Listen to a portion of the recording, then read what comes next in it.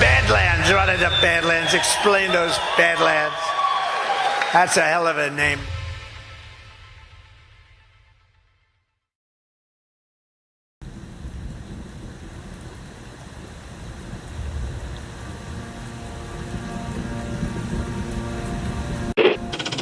Mr. Vice President, I'm going off script again, I know, but I just want to personally thank you.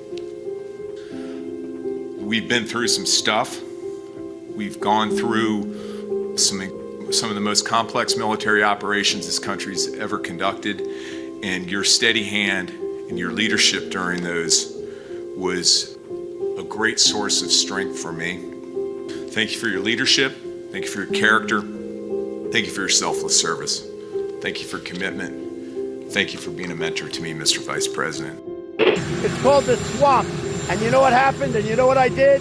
A big favor. I caught the swamp. I caught them all. Let's see what happens. Nobody else could have done that but me. I caught all of this corruption that was going on, and nobody else could have done it. Did I get that one right?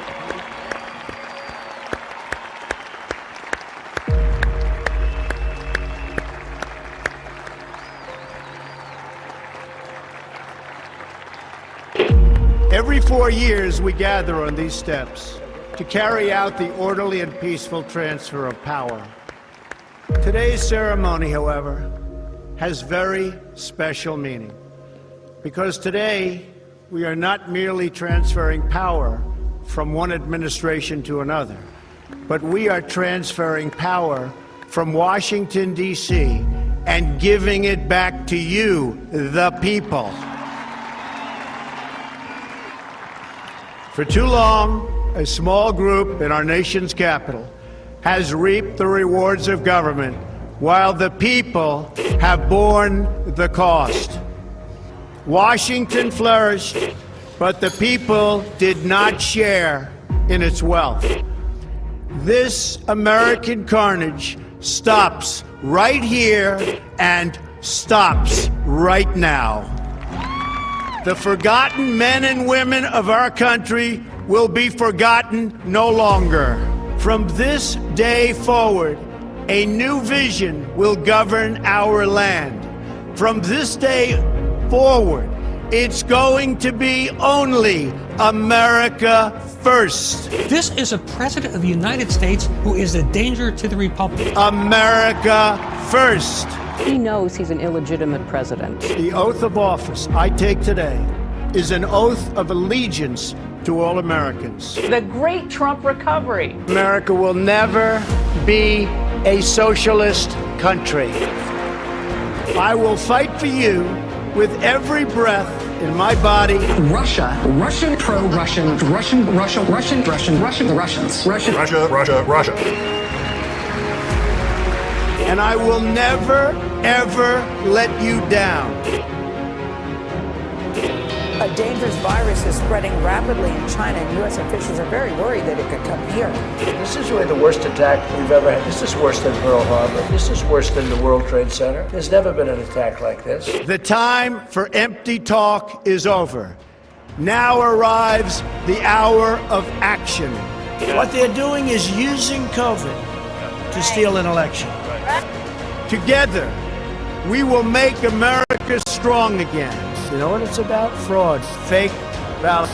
We will make America wealthy again. They are trying to steal the election. Now, under the leadership of President Trump, we are fully realizing President Kennedy's prescient view of Special Operations Forces. We will make America proud again. And watch, please, those mail-in ballots. We will make America safe again. And in millions and millions of ballots, their vote is under what they thought they needed. They're dumping more ballots in there, okay? And yes, together, we will make America great again. Thank you. God bless you. If we are right about the fraud, Joe Biden can't be president. Congress, the chair declares the joint session dissolved.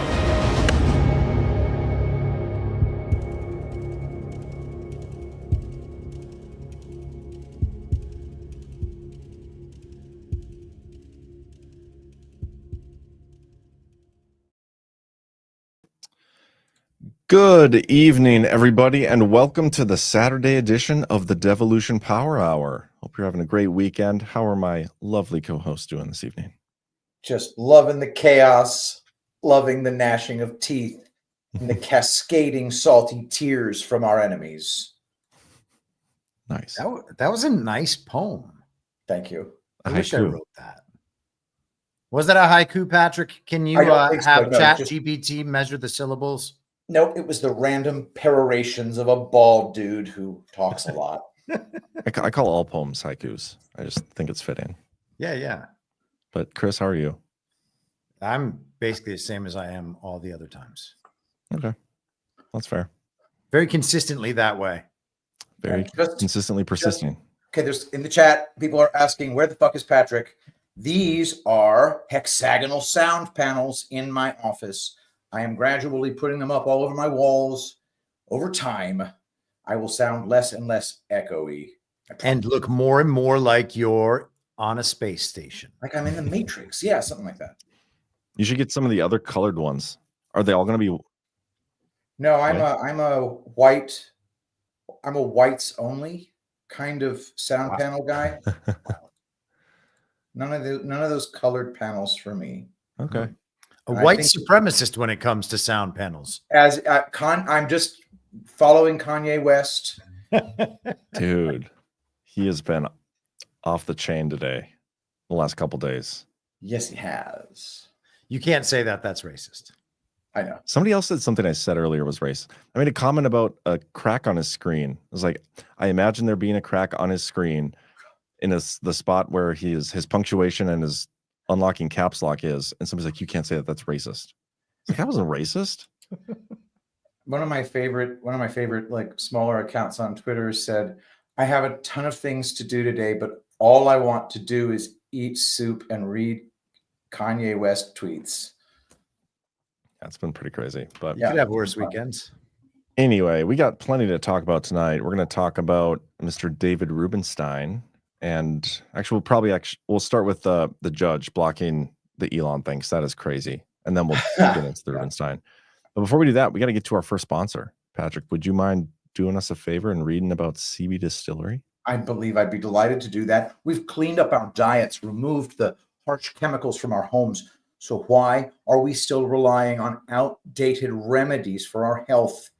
Let me tell you about the highest quality CBD from CB Distillery. They offer natural plant-based solutions for sleep, stress, and even post-workout pain that actually work. Get this, 90% of people report better sleep with CBD. That's a big deal. And if you're battling daily stress or trying to ease that nagging pain after exercise, CB Distillery has solutions for that too. Personally, I think that basically that CBD is the key to comfort and relaxation. Once you try it, you'll wonder how you ever got by without it. With over 2 million satisfied customers and a 100% money-back guarantee, you can trust CB Distillery. Look, if you're still turning to remedies straight off of grandma's medicine shelf, maybe it's time to switch to CB Distillery. And right now, you can save 20% with promo code JOHN at cbdistillery.com. That's cbdistillery.com, promo code JOHN, J-O-N,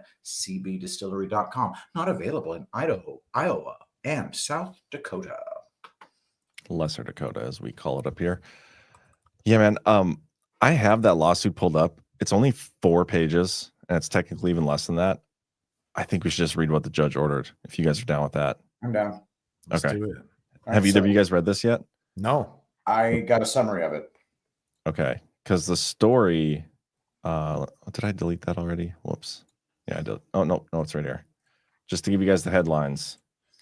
The story is federal judge blocks Elon Musk's Doge from Treasury system. Order requires those who have accessed payment records without proper security clearance to destroy them. But let's actually... I just want to make sure everybody knows this is absolutely terrifying. And completely unconstitutional. The proper security clearance, what he's really saying is you got to go through the bureaucracy because that's our real rulers. Mm-hmm. All right, here we go. Paul A. Engelmeyer, District Judge. This court, sitting in its Part 1 capacity this evening, received an application for a temporary restraining order filed by the attorneys general of the 19 states identified as plaintiffs above. The state's lawsuit challenges a new policy by the United States Department of the Treasury at the direction of the President and the Secretary of the Treasury, which, as alleged, expands access to the payment systems of the Bureau of Fiscal Services, BFS, to political appointees and special government employees. States contend that this policy, inter alia, violates the Administrative Procedure Act, APA, Chapter 5, United States Code, Section 551 et sec, in multiple respects exceeds the statutory authority of the Department of the Treasury, violates the separation of powers doctrine, and violates the take care clause of the United States Constitution. The states seek declaratory and injunctive relief later this evening upon the state's successful filing of their submissions. This matter was assigned on a permanent basis to the Honorable Jeanette A. Vargas, United States District Judge. So to understand what he's saying here is this judge who's issuing this ruling isn't even going to be the one overseeing the actual case. He just felt so strongly about this that he's like, I'm going to rule and put this temporary restraining order in place while the judge takes care of like it makes no sense. He's not even the judge overseeing the case, yet he issued a ruling over it. Well, let's hear him out. Let's see what he says. The court has reviewed the affirmation of Colleen K. Faherty, dated February 7th, 2025, in support of the state's motion for a temporary restraining order, the state's memorandum of law in support of that motion, the state's motion for a temporary restraining order dated February 7th, 2025, and the complaint.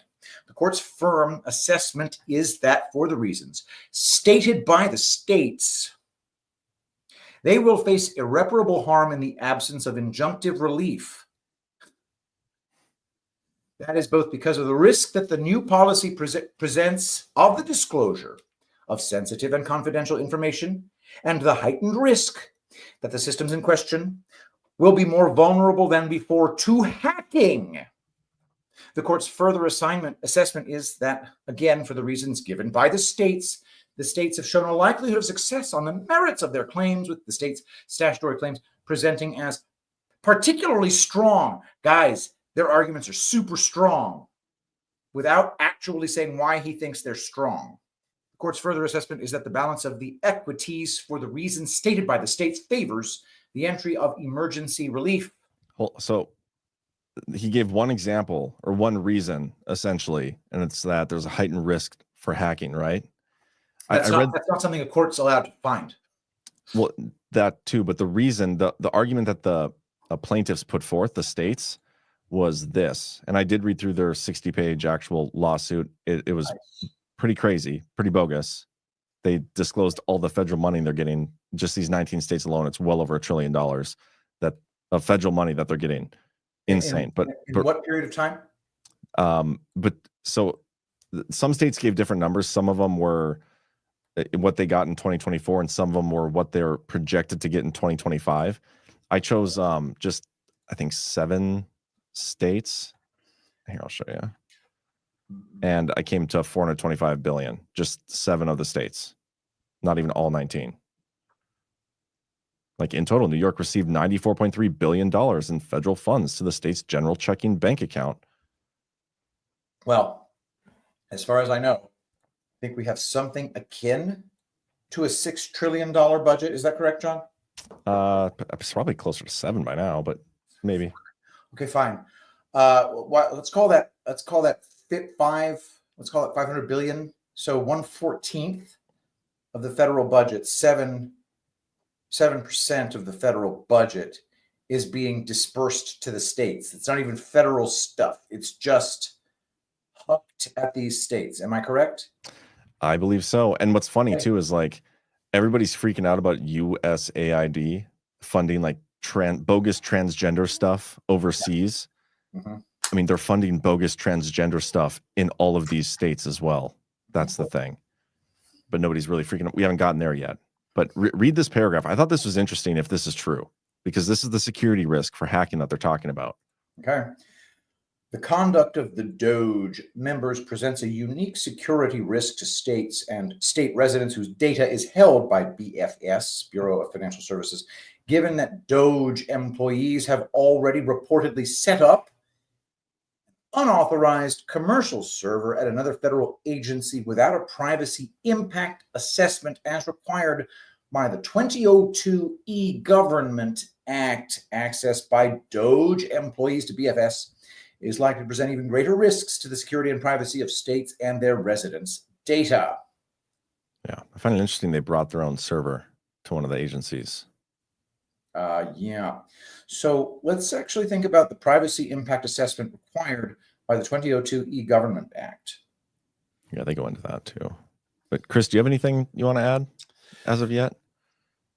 In terms of the that massive money to the states, I'm always interested in that, because one of the things that really kind of shocked me about the level of corruption in the relationship between the states and the federal governments was watching some of the blue states like California and New York have their pension deficits bailed out, because, part of expanding government at the rate they do and having them take on all these different roles, well, that gets really expensive. And because they can't pay for it up front in real time, they'll basically hire employees who, as part of their the condition of their employment, are going to delay getting some of their compensation early and instead push that compensation 30 years into the future when they're retired and are still getting some substantial portion of their income as they advance in age. And so it's no surprise then, if you continue to expand that system, then you'll have all of these layouts that you have to continue making, no matter how poorly your state is run. So, gosh, man, I think that that's just like part of a necessary conclusion to that part of the system. So that stuff blows me away. And then the mention of hacking there, if there's anything to the idea that the internet infrastructure is changing over from an old system to a new system, that's the sort of thing I would expect to hear, is that these guys are creating some real informational security problem with this cordoned off information that, by the way, exists entirely under the purview of the president as the representative of the American people. There's no information that's not also ours. Yeah, it's a executive branch agency as well. Yeah. This is the relevant portion of that E-Government Act that you were talking about, Patrick, if you wanted to. I want to just also add, none of these concerns about data security are being leveled in good faith. This is a scramble to cover up corruption on a scale that nobody can even imagine, including us. And there were some based in red pill people on our own side expressing serious alarm about data integrity. And it was a wonderful way to know immediately that they've been always working for the enemy. So just bear that in mind. Which section, John? This section. It's just talking about the assessment that's required before. Yeah, 164. Section 208 of the E-Government Act of 2002, Chapter 44 U.S.C. Section 101 et sec. mandates that an agency conduct a privacy impact assessment before, quote, developing or procuring information technology that collects, maintains, or disseminates information that is in an identifiable form. Purpose of this provision, quote, is to ensure sufficient protections for the privacy of personal information maintained by government agencies, Section 208A. There is no authority under this statute to develop a plan to disseminate PII, personal identifying information, or other sensitive information without conducting in advance a privacy impact assessment, which defendants did not do before adopting and implementing the agency action. How do they know they didn't do that? Don't know. But again, this whole thing is just crazy because these are people that Trump has said you can have access to this stuff. One of them is literally the Secretary of the Treasury, and they're being like, no, you can't have access to Treasury data. Like, bro, how is that guy supposed to do his job? Yeah, this is a crisis. This is a constitutional crisis that this judge has decided to begin against us. Yeah, but okay, let's go back to this. And this is what the court orders now. This is the section where he's actually giving his orders. The court accordingly orders that the defendants show cause for the Honorable Jeanette A. Vargas at courtroom 14C, United States Courthouse, this address, etc., at 2 p.m. on Friday, February 14th, 2025. Why an order should not be issued pursuant to Rule 65 of the Federal Rules of Civil Procedure, preliminarily enjoining the defendants during the pendency of this action from granting to political appointees, special government employees, and any government employee detailed from an agency outside the Treasury Department access to Treasury Department payment systems or any other data maintained by the Treasury Department containing personally identifiable information, and further orders that sufficient reason having been shown, therefore, pending the hearing of the state's application for a preliminary injunction pursuant to Rule 65 of the Federal Rules of Civil Procedure, defendants are, one, restrained from granting access to any Treasury Department payment record, payment systems, or any other data systems maintained by the Treasury Department containing personally identifiable information and or confidential financial information of payees other than to civil servants with a need for access to perform their job duties within the Bureau of Fiscal Services, who have passed all background checks and security clearances and taken all information security training called for in federal statutes and Treasury Department regulations. 2, restrained. Hold on.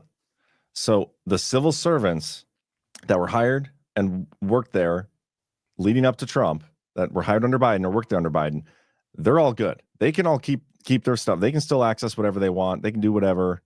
We're not concerned about them. We're concerned about Doge and Scott Besson and anybody Trump has tapped to take over. That's what that just said. John, this is a crisis. Hold There has to be an extraordinary writ of mandamus done here. And the first thing Trump should do is put every single member of the Treasury on leave right now. You're all being paid, but go home. We're shutting down the building until this is resolved.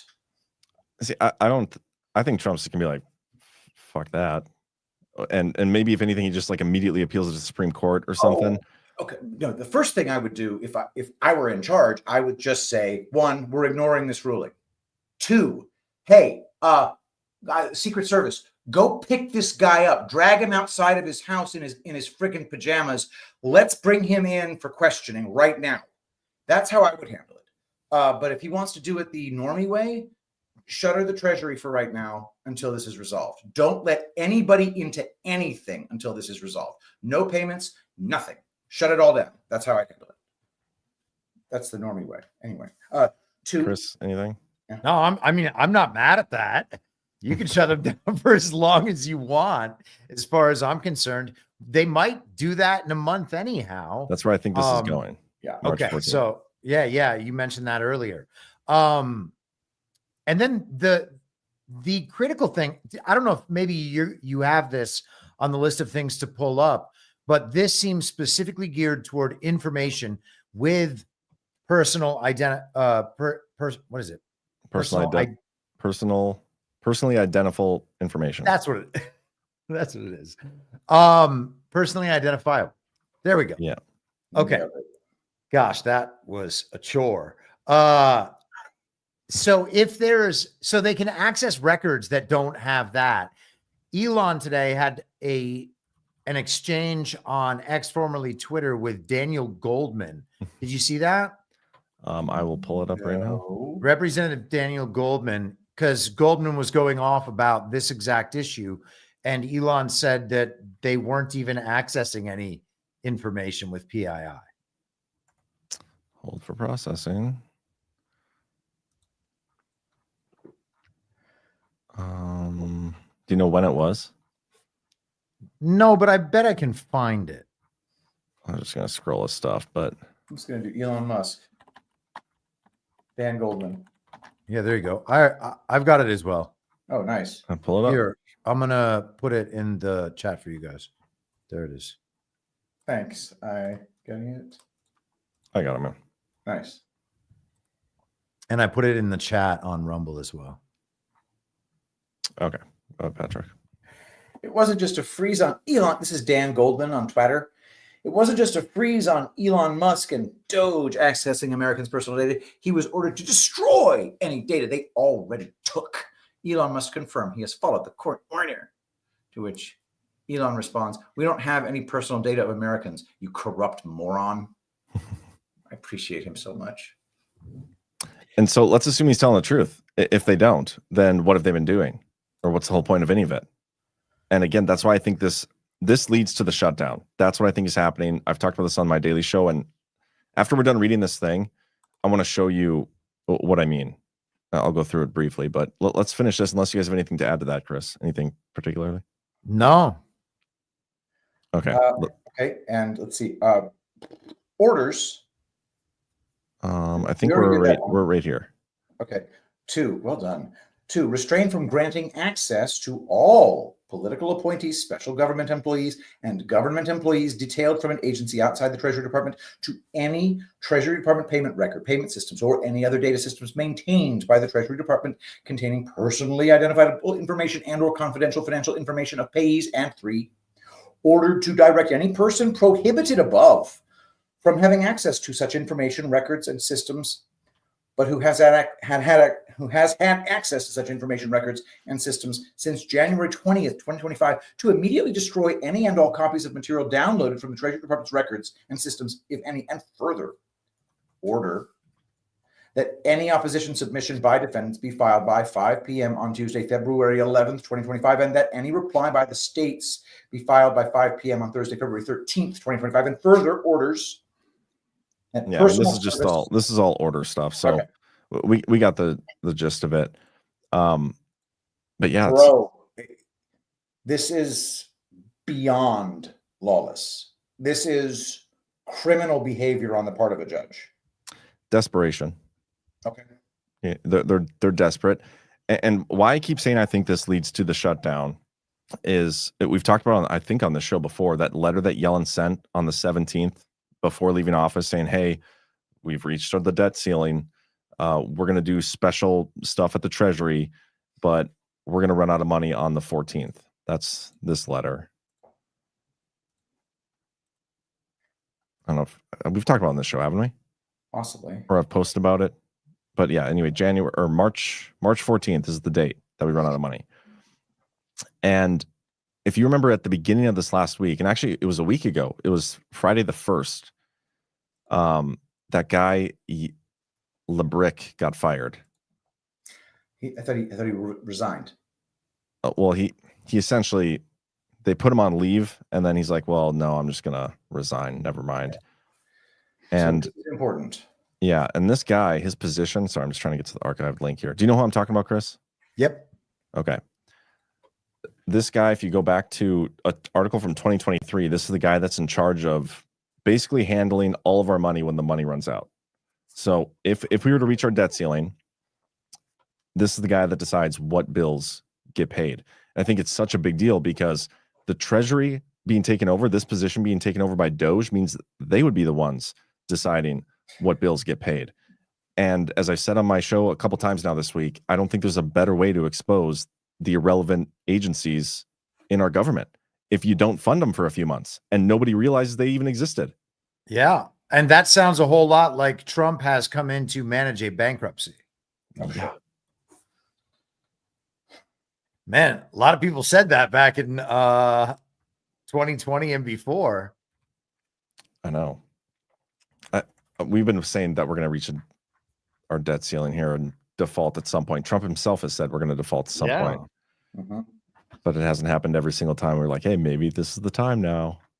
I want to find the relevant quote in here. They've spun it up pretty close, and it's been very effective because Americans more and more are like, yeah, shut it down.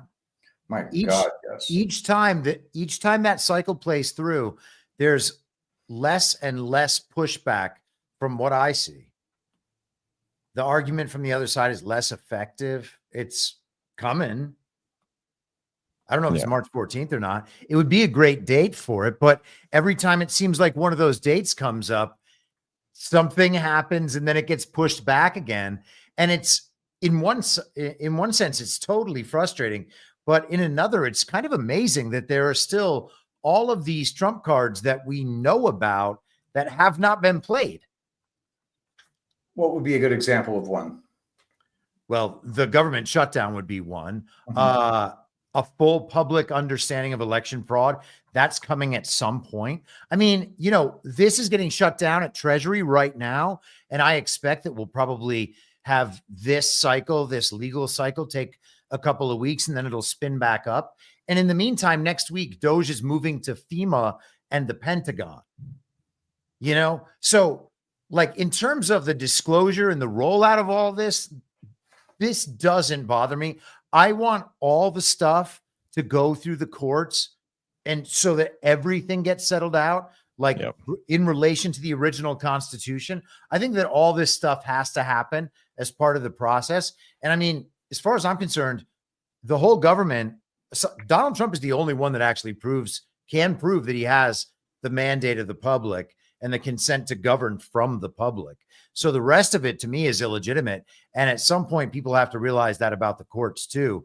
I'm fine with that process, however it goes. I want the lines painted on the field so that we know what the rules are. Let's just settle them out in public, and then we can play by whatever set of rules you want, and we will win.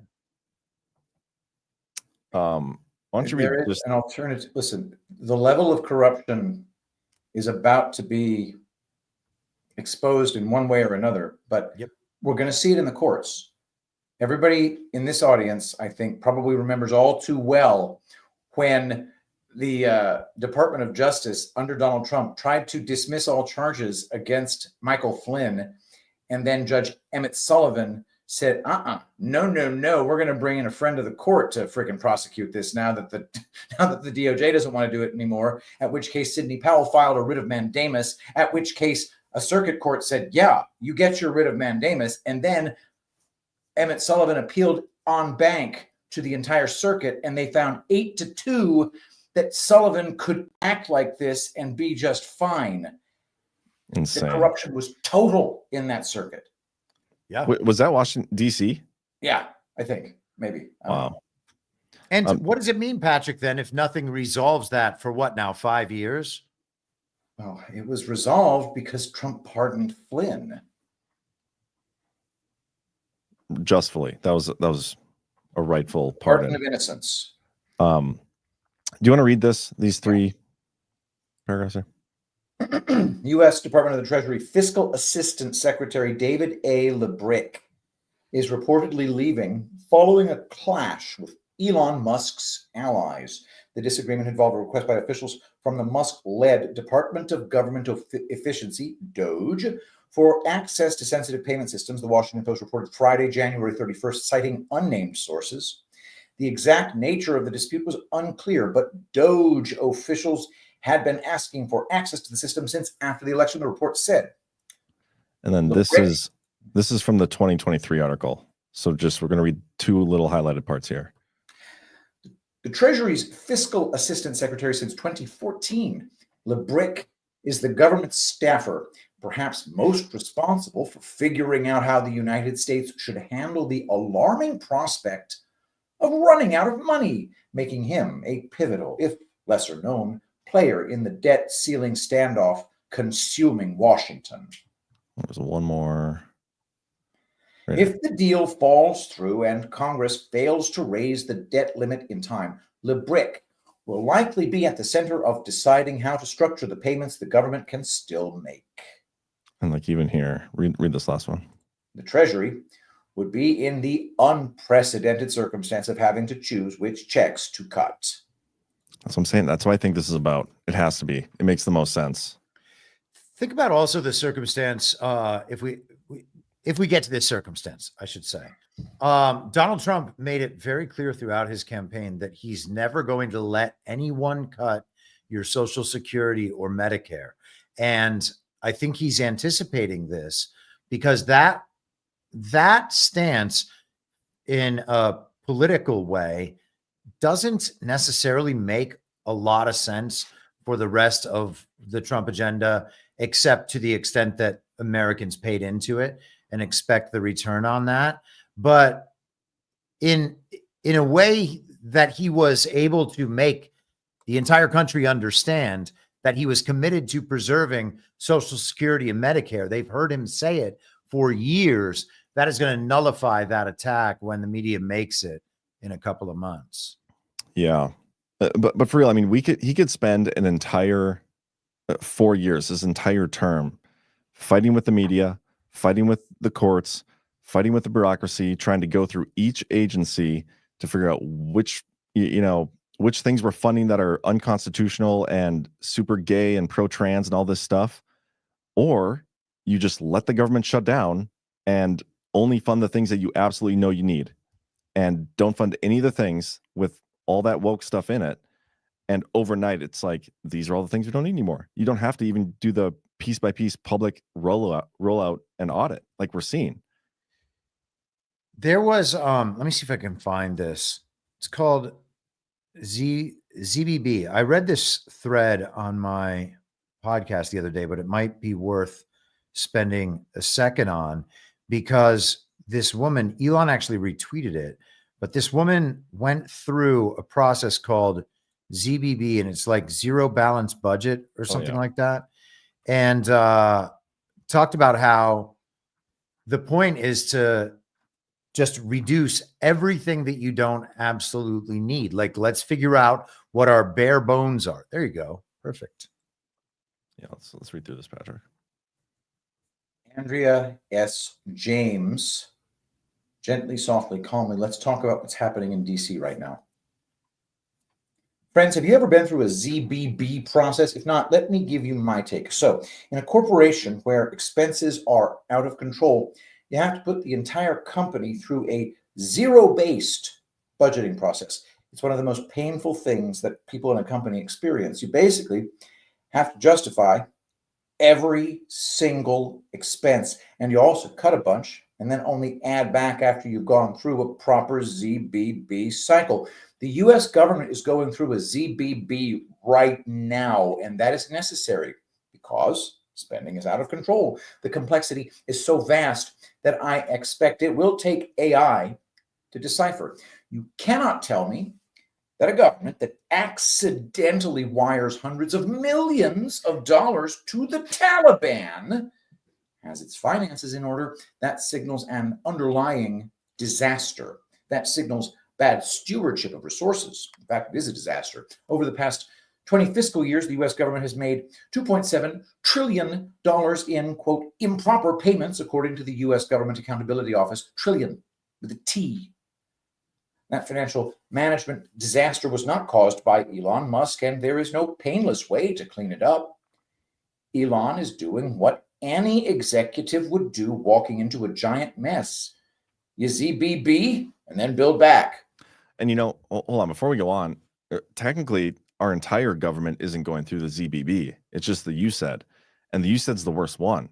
And that's what makes me think even more so the approach is to let it shut down, because at that point, then literally every agency has to justify what gets spent. It's not just U.S.A.I.D., but U.S.A.I.D's the worst. It's the best one to expose how ridiculous the spending is. You know what I mean?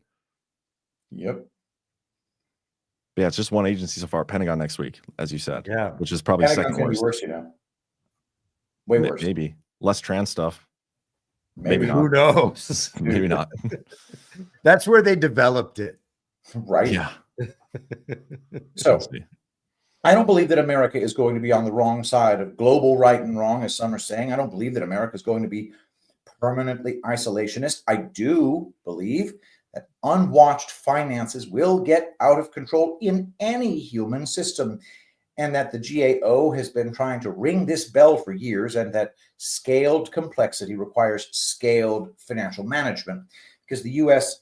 has the largest budget in the world, it will now go through the single most complex ZBB ever undertaken in the history of the world. Some states do ZBB, but it's never been done at the federal level.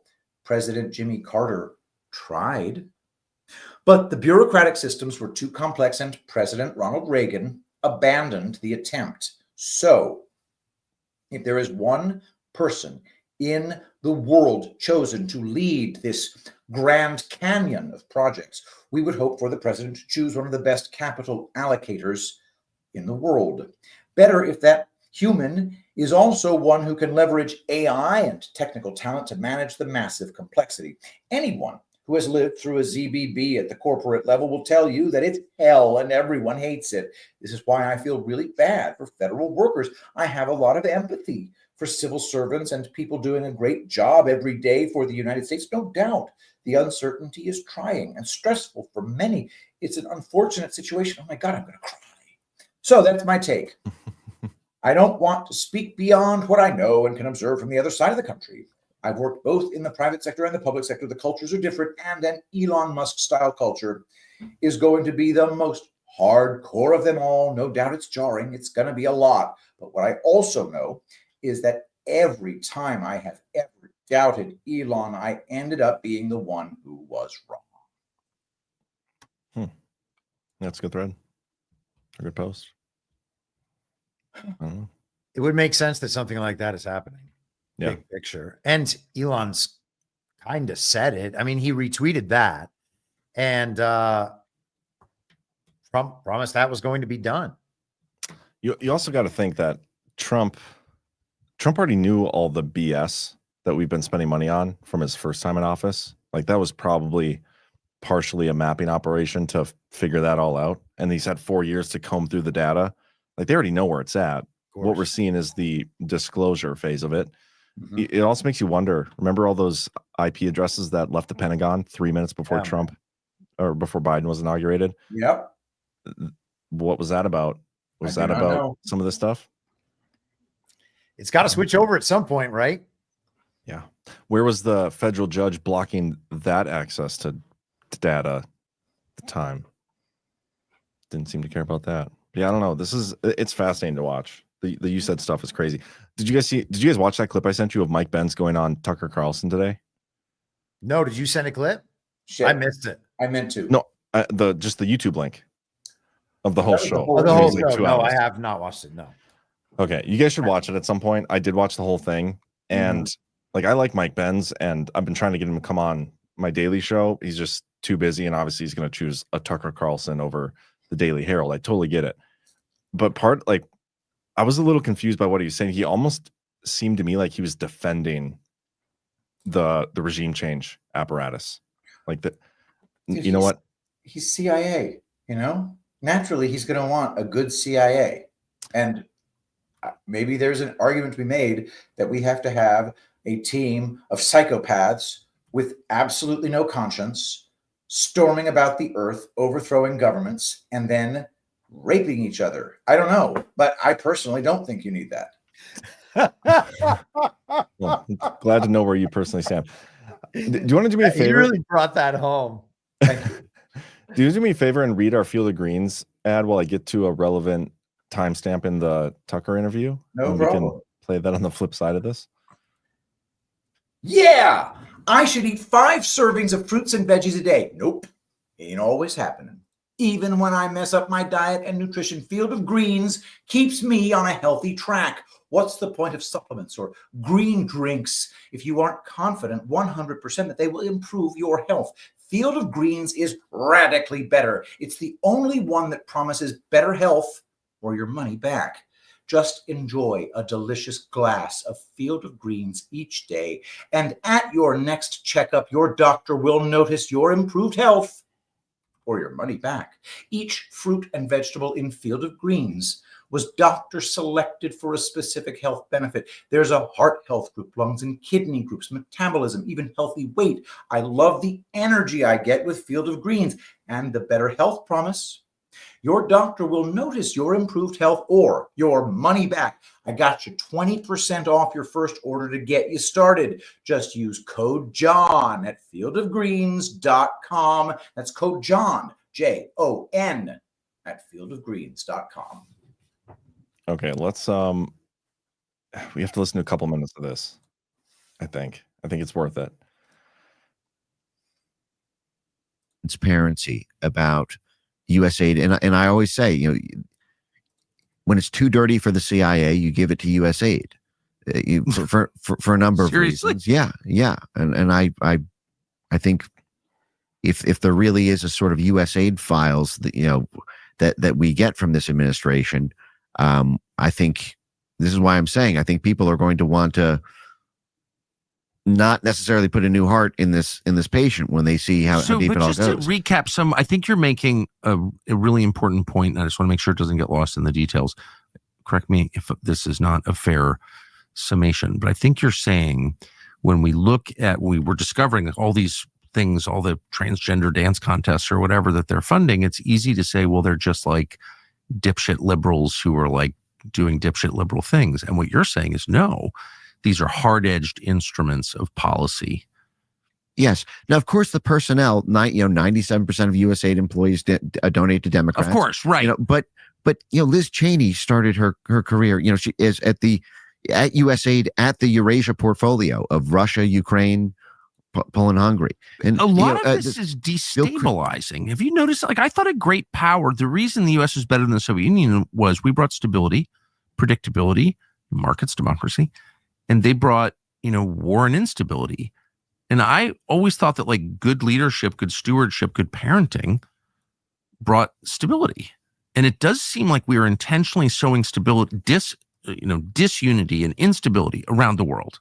Oh, I mean, I literally just quoted you a IRI document implementing U.S.A.I.D programs where they literally wrote to the U.S. State Department that the purpose of this baseline assessment was to gather as many activists and informants and network nodes, quote, to destabilize Bangladeshi politics, but apply that everywhere. This is fundamentally what I believe happened during big picture. Do you really want that? Like, isn't that shameful? Oh, of course it's shameful, but I think people don't fully understand how products arrive on the shelves around them. I was mentioning Milton Friedman's pencil example. Well, what happens if Malaysia decides to nationalize, to block exports of gum from the gum trees, and the African miners decide that they are going to go on strike and not allow graphite or lead, and no blob, no pencils. If you don't have a mechanism to influence that foreign government, to stop the nationalization law, to hit it with carrots and sticks, or if it's a problem within the population, sub-government. If it's this is what happened in the Cold War when the CIA was breaking up union strikes in France, and the docks and the longshoremen strikes, and the CIA infiltrated the unions and they worked. I mean, I get it. Well, it's a small segment. Children, or you don't have pencils. That's what I'm getting at. No, it's a small segment of a 2-hour interview, and it's a great interview. I encourage you all to watch it. But like, there was multiple times throughout this where it felt like he was advocating for the regime throwovers to make sure that we get our pencils and we get our, like, that's the example he used throughout. But he even talked about Venezuela for a little bit. Like, if we need to spend $2.5 million on transgender surgeries for people in Venezuela, and it gets them to turn out and vote so that we can overthrow, then we win. Like that's what we want. Overthrow Maduro. Dude, I get needing a military grade psychological operations, but if you're doing it because you want cheaper graphite, no, not okay. Yeah. Shit. I'm with you there. No mass rape of the world, no pencils. Which one are you going to pick? The other thing is as well, and Patrick, I totally agree with what you're saying. The other thing is that the Trump agenda, the idea, the stick in this parallel is the tariff. It's not like we're going to overthrow your country and we're going to funnel money in to destabilize your country. Yeah. I think this is a guy with a good heart who has been incubated in the intelligence community and bought a lot of their, shall we say, advertising material, which is, here's why we are so great. Let's talk about Milton Friedman. You're a good libertarian, aren't you? Now let's talk about a pencil. Did you know you can't make a pencil all by yourself as a country? You have to have stuff from everywhere in the world. And that's how pencils are made. And that freaking pencil example has brainwashed generations of libertarians into globalism. And it's retarded. I want to play the clip.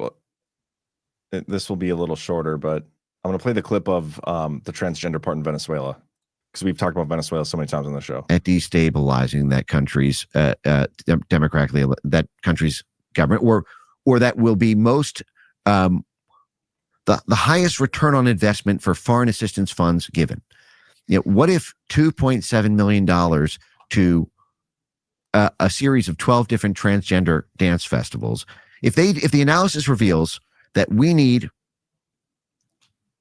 5 million votes, to win this next election that we don't have, and everybody who converts from being heteronormative to transgender effectively goes from being a Maduro person or to a pro-US one, and everyone who normalizes or is or believes that transgender people being oppressed by the government are more likely to vote against the government, you could see a cynical, self-serving, cold, hard, calculated decision for a MAGA State Department to fund transgender dance festivals. And this is important to keep in mind. In Bangladesh, it was the IRI who funded that. It was the Republicans who funded the transgender dance festivals and rap groups. Republicans are not known for loving rap. But it's John McCain. I mean, McCain ran it for years. Right. I mean, they're actually all for that. But Trump is a winner. Trump likes to win. And think of the feather in the cap that it would be for Marco Rubio to be the person who brought democracy defense. What I'm saying is leave aside the transgender issue. This is going to happen in everywhere. And I think people just don't understand that aid is a dirty deed. With Donald Trump. Aid is a dirty deed. It's always a dirty deed. It's never aid. I never need to hear that again. It's just dumping money into a fake charity so that you can project brainwashing and possibly trans. Yeah, what you got, Chris?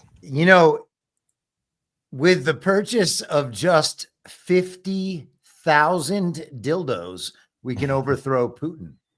All right, that's it. It's going to be a little more than that. No, you need at least 80,000 dildos, dude.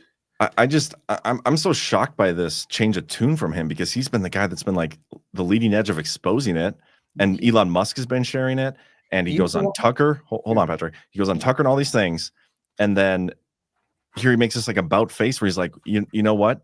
I'm all about. I've dedicated my life to this, but I'm a little torn inside because I think people don't realize that we actually need this, and I couldn't believe he was actually saying it.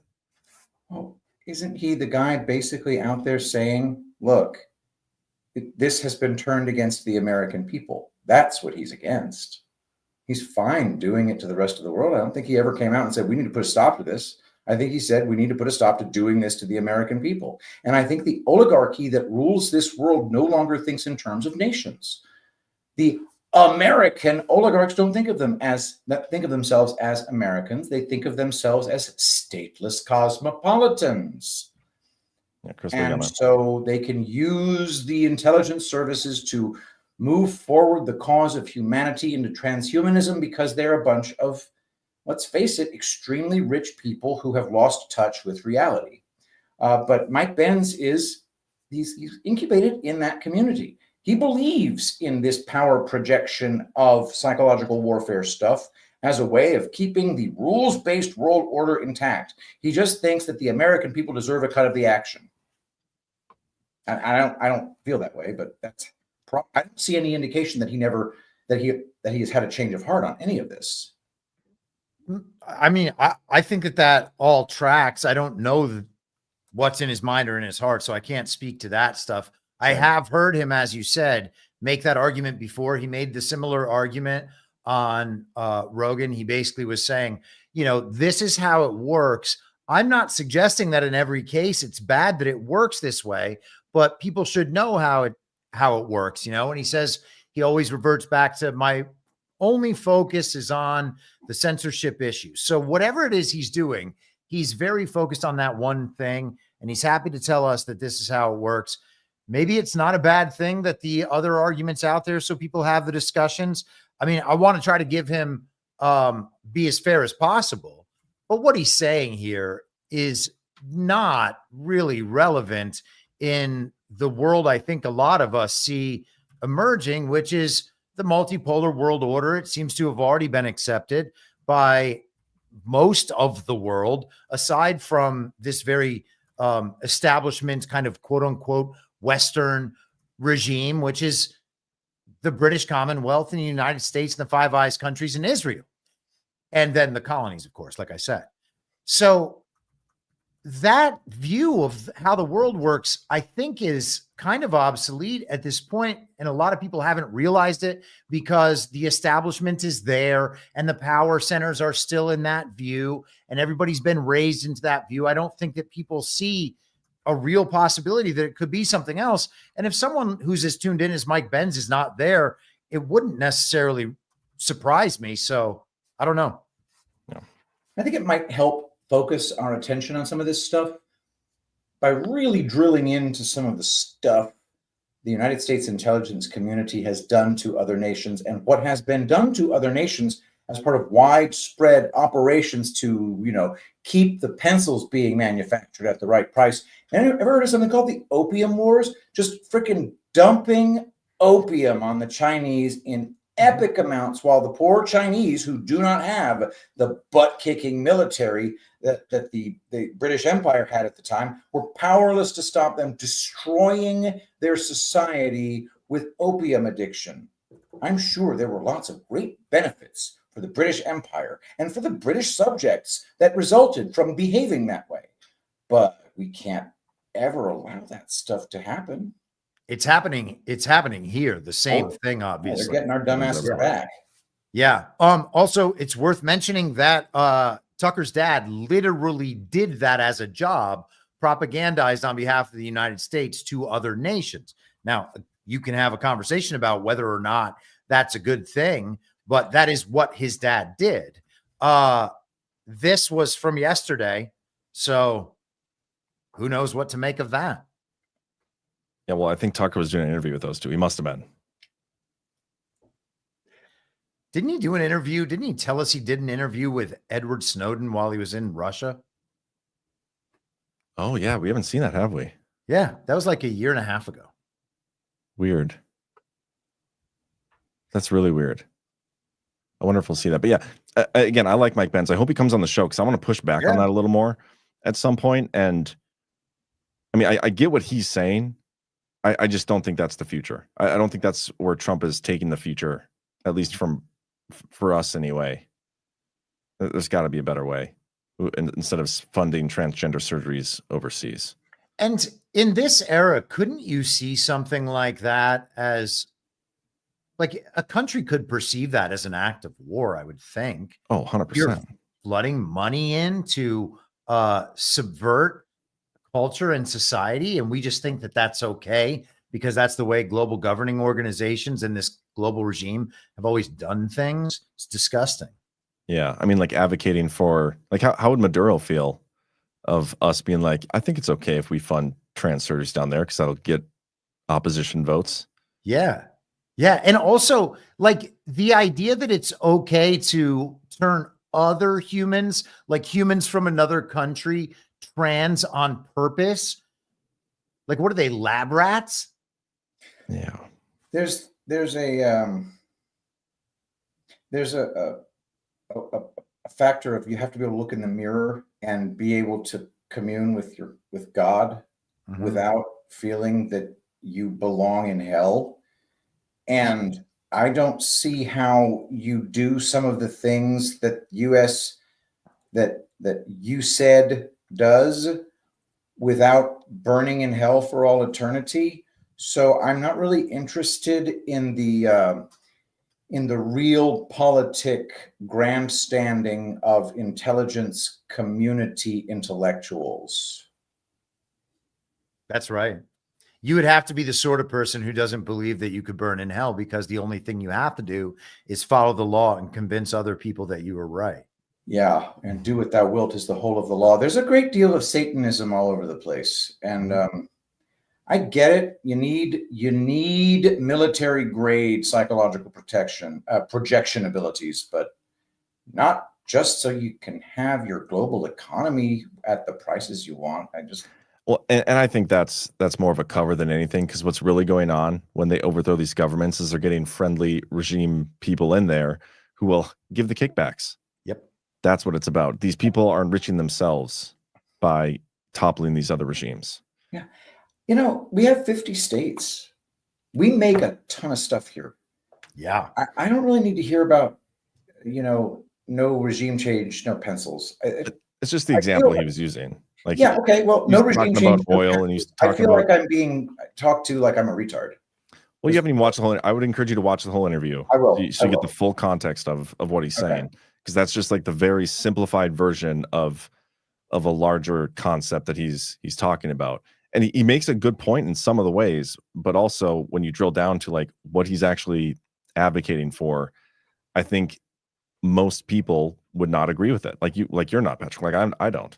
And it's just very interesting. Like I said, the reason I wanted to show that is because to me, it's me witnessing the guy who's at the leading edge of this being pushed around by everybody right now, advocating for us to slow down about the thing that he has been exposing at full speed. He's like, let's slow down, guys. We don't want to have to remove this thing all the way. We just want to remove it some of the way so we can still topple other governments. That's essentially what I took away from it. So I would encourage you all to watch it, though. Yeah, I need to learn more about the justification for realpolitik, but it's pretty sordid stuff. Yeah. Should we switch to the Rubenstein topic? You guys good with that? Sure. Great idea. Okay. Do you want to do a little Tulip Blooms first? Good idea. My friends, the reviews are coming in on Castor Blend, and it's nothing short of absolutely amazing. As you probably know, castor oil is one of the great suppressed remedies in all of skincare and medicine in general.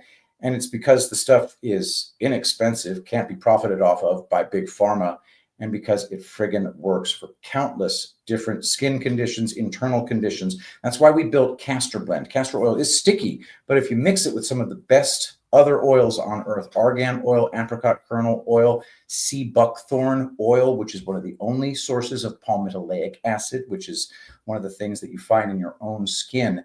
You put that all together and you get a gorgeous golden oil that people are calling natural Botox. We have Badlanders who are putting it on their necks and saying, oh my God, my neck looks younger after just a few weeks of using it. I have one woman who literally just put in a 5-star review, my phone doesn't always recognize me with facial recognition anymore because I already look younger. And the beautiful thing about it is it's all natural from top to bottom. And right now at tulipblooms.shop, we're doing buy one, get one half off on Castor Blend and all of our other amazing products. If you haven't taken the plunge with the Castor Blend, do so today. Your skin will thank you. And don't forget to use promo code Badlands for 10% off. Every time you use that promo code, 25% of that sale goes directly into an account that pays Badlanders' salaries. So don't wait. Go to tulipblooms.shop and use promo code Badlands for Castor Blend. Buy one, get one half off. Awesome. And thank you guys for supporting our sponsors. It's a great way to support us. Another great way to support us is by hitting that thumbs up. Does a big favor, helps with the Thumbs leaderboard. up, guys. Put us number one on the leaderboard. We haven't done that thumbs up thing yet this episode. All right. So one of the more interesting things that came out from Trump the last couple of days, in my opinion, was this post here. And a lot of people I don't think a lot of people saw the significance of what this really was or what this really meant, because I think this is like a shot across the bow right here. And we'll explain why. We're going to have a pretty good discussion about what this really means. But first, let's start with Patrick reading it for us. Donald Trump on Truth Social. At my direction, we are going to make the Kennedy Center in Washington, D.C. great again. I've decided to immediately terminate multiple individuals from the Board of Trustees, including the chairman, who do not share our vision for a golden age in arts and culture. We will soon announce a new board with an amazing chairman, Donald J. Trump. Just last year, the Kennedy Center featured drag shows specifically targeting our youth. This will stop. The Kennedy Center is an American jewel and must reflect the brightest stars on its stage from all across our nation. For the Kennedy Center, the best is yet to come. And like, this is like a memeable moment, right? Everybody's like, Trump's just kind of whatever. He's being Trump. This is like a first of its kind type of move, a president firing people from the entire board. And the United States does own this Kennedy Center, so he has every right to do this. The Kennedy Center came out and even acknowledged that, like, yeah, I guess technically he can do this, and it's just never been done before. But the key thing here is who he replaced as chairman. That's my takeaway here. Is this is Trump basically saying, I'm the captain now. You know what I mean? He's becoming the chairman. He's taking over, and it's a symbolic move because the guy that he replaced just so happens to be Mr. David Rubenstein. And for those who've been following my series, I wrote about this guy way back in Devolution Part 14, December 2021. And I came across this guy I don't even know what it was, just researching a bunch of stuff. And this guy's name kept popping up everywhere. He was connected to everything. And it's like, I know what, I'm just going to do a focused dig on Rubenstein, go through the four main things where, I think I called him the battles that Trump faced throughout his first term. And this guy was connected to everything. He's connected to Epstein files, even through his wife. You name it, he's connected to it. Founder of the Carlyle Group. I think 9/11 there. On and on and on. And it just blew me away. And even when we were digging on it today a little bit, like some of the stuff, it's kind of mind-blowing. This guy owns the Magna Carta, like the last actual like who does that? Really, really rich people. It only cost him like $22 million. He has stone copies of a bunch of random stuff too. That's like what he has in his wallet. Yeah. He is the chairman of the Council of Foreign Relations. He's a $3.7 billion net worth as of mid-2024. That we know about. Yeah, that we know about. Carlyle has themselves well established in the Cayman Islands today, and there was an earthquake down there of significant magnitude this evening. Oddly enough. Carlyle Group? Yeah. Wow. I was looking up whether or not they had money offshore. So 3.7 does, I believe, sound pretty low. And did you mention he owned part of the Orioles? Yeah, I was just getting there. Oh, sorry. One of the interesting things too is Bin Laden's brother was at a Carlyle Group fund meeting, like investor meeting on 9/11, and then they had to like disassociate with him. That's kind of funny. Also, Prince Al-Weed bought into the Carlyle Group way back in the day, and so did George Soros way back in the day. Patrick, do you want to read this top paragraph here? Because I thought the very ending of it was pretty funny. Early life and education. Rubenstein grew up as an only child in a Jewish family in Baltimore. His father was a United States Postal Service file clerk whose family emigrated from Ukraine. Rubenstein's mother. Jesus. I'm so sorry. Give me a break. Okay. What the fuck ever? Rubenstein. Anyway, I'm so sorry, guys. It's rude. Rubenstein's mother was a homemaker and then began working in a dress shop when he was 6 years old. He later recalled, when I was young, Baltimore was a religiously segregated city. The Jews were in the northwest part of town, and it was very much a ghetto situation. I was 13 before I realized everyone in the world was not Jewish. Up to that point, everyone I knew was Jewish. The Jews. Yeah, I just thought that was fascinating. One, he's from Ukraine, and then everybody always talks about the Jew thing, and this is a guy who didn't even know anything other than Jews existed until he was 13 years old. So talk about like your formative years, right?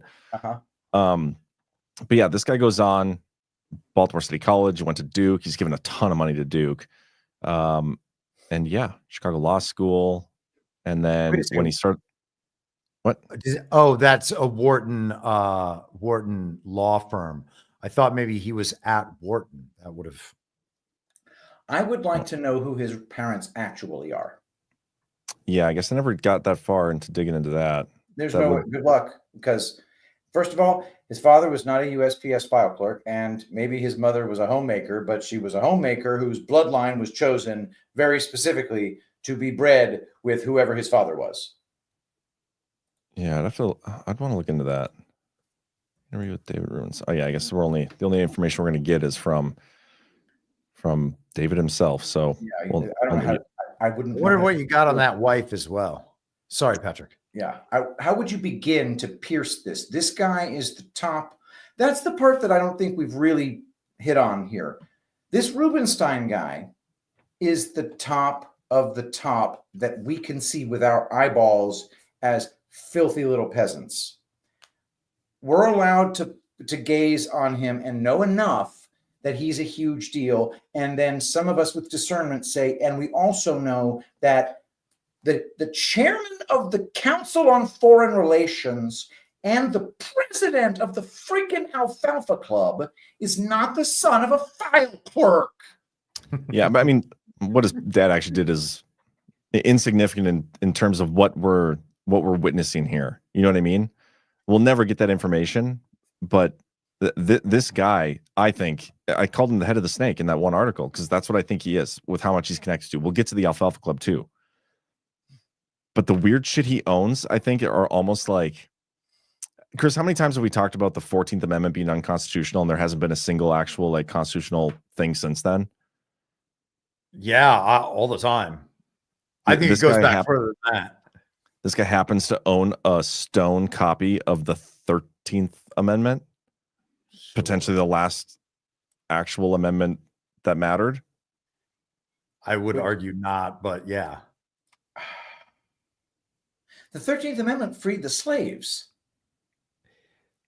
All of those amendments were passed, ratified as a product of the war. The war was fought to push those amendments through, inverting the Constitution.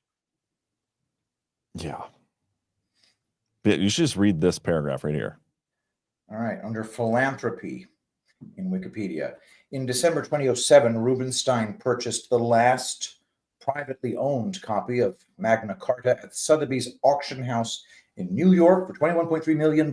He has lent it to the National Archives in Washington, D.C. In 2011, Rubenstein gave $13.5 million to the National Archives for a new gallery and visitor center. He has purchased rare so-called stone copies of the Declaration of Independence, the Emancipation Proclamation, the 13th Amendment, the Abel-Buell map, don't know what that is, the Bay Psalm book, and the Constitution, and has lent these documents to the State Department, the National Archives, the National Constitution Center, the Smithsonian, and Mount Vernon. This is a picture of the Abel-Buell map, by the way. What is that? It's the Abel-Buell map. Yeah, but wow, it's a map by a dude named Abel. All right. Yeah, it's a new and correct map of the United States of North America, laid down from the latest observations and best authorities agreeable to the peace of 1783. Well, can we take another look at that? I bet this has a lot more meaning in society than we would probably be otherwise led to believe. And that's why someone like David Rubenstein would want to have this thing.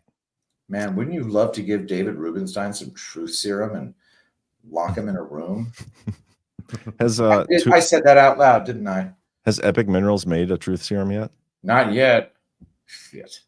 But yeah, look how big Virginia is in this. And look how far the panhandle of Florida goes. That was for a time. I talked about this with Brian, I think last week on Badlands Daily, but there is a Republic of West Florida that existed for a short time, and an interesting history about sovereignty in there. I think it says West Florida right there.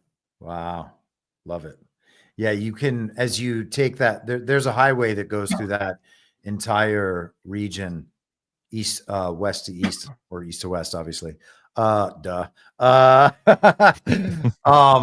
drove on that this summer or last summer, or whenever it was, you know.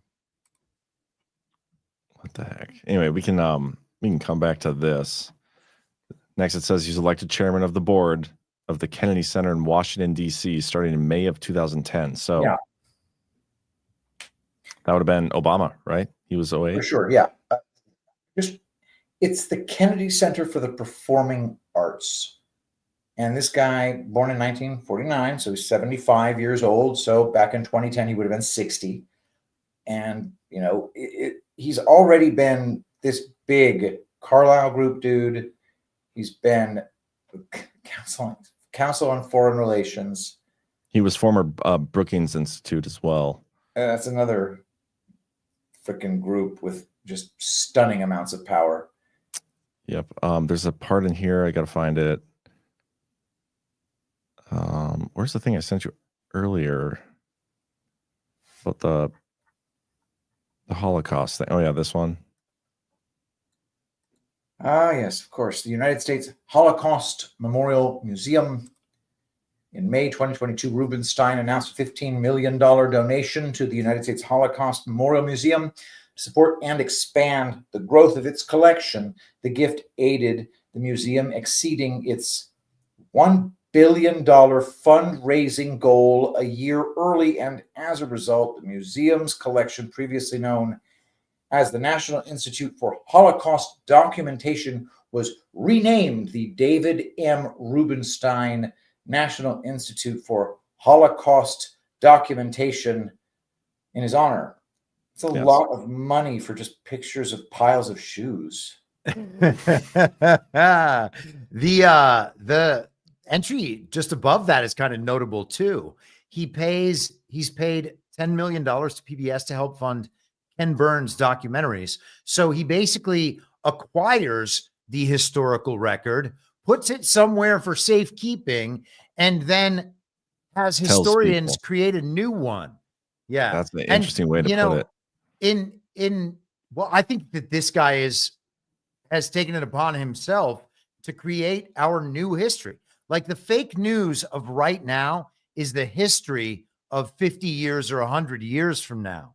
And if you are able to remove the official record of all this stuff, because most of it's being done by an illegitimate government that in some way doesn't even exist at our normal government layer, as we'll probably discuss, it's very easy to just take their history, lock it away, have the internet history become everyone's reality. And in 50 or 100 years, who's going to say otherwise? Yeah. And you made a great connection earlier, Chris. We should probably get into this a little bit. Yeah, cool. 2011 National Archives Foundation's Record of Achievement Award for his loan of the 1297 Magna Carta, as well as a rare stone engraving of the Declaration of Independence. But it's his connection to the National Archives. I wonder if that's in here more than once, because you know something? I think it's important we note that David Rubenstein is a collector of incredibly valuable artifacts. And also, we remember the legend of the Alfalfa Club that involves a letter written from one dude to another talking about some kind of a thing, some precious thing that gives men control over nations. It was never described what it was, some kind of super duper MacGuffin. Yeah, nice. And David Rubenstein, being the collector that he is, maybe he has the freaking Philosopher's Stone for all we know. Mm-hmm. Yeah, you should almost read. Let me find it. That was basically the plot of the Assassin's Creed video games as well. Nice. Was it the actual Philosopher's Stone in that? No, it's just a series of these artifacts that people have used to control the world and some kind of esoteric elements and whatever. Goes through all of the kind of critical big narratives throughout history: ancient Rome, ancient Greece, ancient Egypt, the revolution, etc. Yeah. Sure. So the reason this is important, so this document I'm showing you right now is it's a letter from a guy who was part of the Alfalfa Club. His name's H. Ralph Burton, and he wrote this little pamphlet, which is very difficult to find online. And in this pamphlet, he's talking about the origins of basically any person who's ever had power in history, why they had that power, and that power now rests in the hands of this Alfalfa Club. And this club, they meet once a year. It's the elites of the elites. Like one of the mainstream media articles I read about it was like, yeah, these people, they're just, they don't really have a reason to get together, but we have 5 of the 8 wealthiest people in the world in the same room at one time with all the politicians as well. But it's just to have drinks and all be friendly and bipartisan or something. It's like, no, there's something a little more nefarious here because they do it on Robert E. Lee's birthday every single year. That's when they have the party. But Wow. Patrick, we should read. Wait, John, while you're saying that, people in the chat are going off and they're like, the Ark of the Covenant, the Ark of the Covenant. And so you might remember, by the way, that there was the picture of James O'Keefe a year or so ago at Trump Tower next to what he claimed was the Ark of the Covenant. And everybody was like, oh, it's just a replica. Yeah. Like that guy could never have it.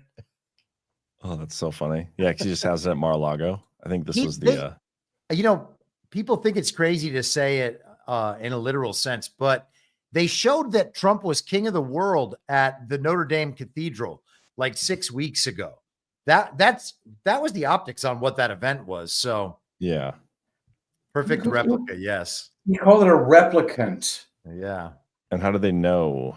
Where's the original? Yeah, exactly. That's the Ark of the Covenant as portrayed by Steven Spielberg. There we go. But yeah, let's read through this again. This is what the Alfalfa Club members said about the Alfalfa Club. I believe they're talking about the Emerald Tablets, but they could be talking about the Ark of the Covenant. I don't know. But let's just read through a little bit of it. I don't even know what the Emerald Tablets are, but I know they're important. They are important. When the first known king of the human race, Menes, united the 2 kingdoms of Egypt under one crown, which epoch is placed by various historians from 2717 BC to 5867 BC. So somewhere, he found it necessary to gather about him a number of real good friends who would not mix up with the barbarians to his detriment. To his association was entrusted the great royal secrets. It was called by the king himself the Alfalfa Club, which name has remained to the present day. Permit me to suggest here that it was possibly because they were so well fed by royalty that the weed, we know as alfalfa, meaning in Arabic, the best fodder, received its name centuries ago, rather than that the club was named subsequently as previously supposed. Upon the founding of the city of Memphis and the building of the great temple of Ptah, the royal archives were deposited with this organization. Mesilim, king of Kish, Anatum, queen Nyctocrosis, Ashurbanipal, king of Nineveh, Cyrus, king of Elam, and their successors turned to this club for pleasure, assistance, and protection. It was guardian of the royal archives. Although little known in history, it was the power behind the throne through the generations of dynasties. Hold on. Like what they just said there, it was the guardian of the royal archives, just like Rubenstein is essentially with what he's doing in Washington. Yeah.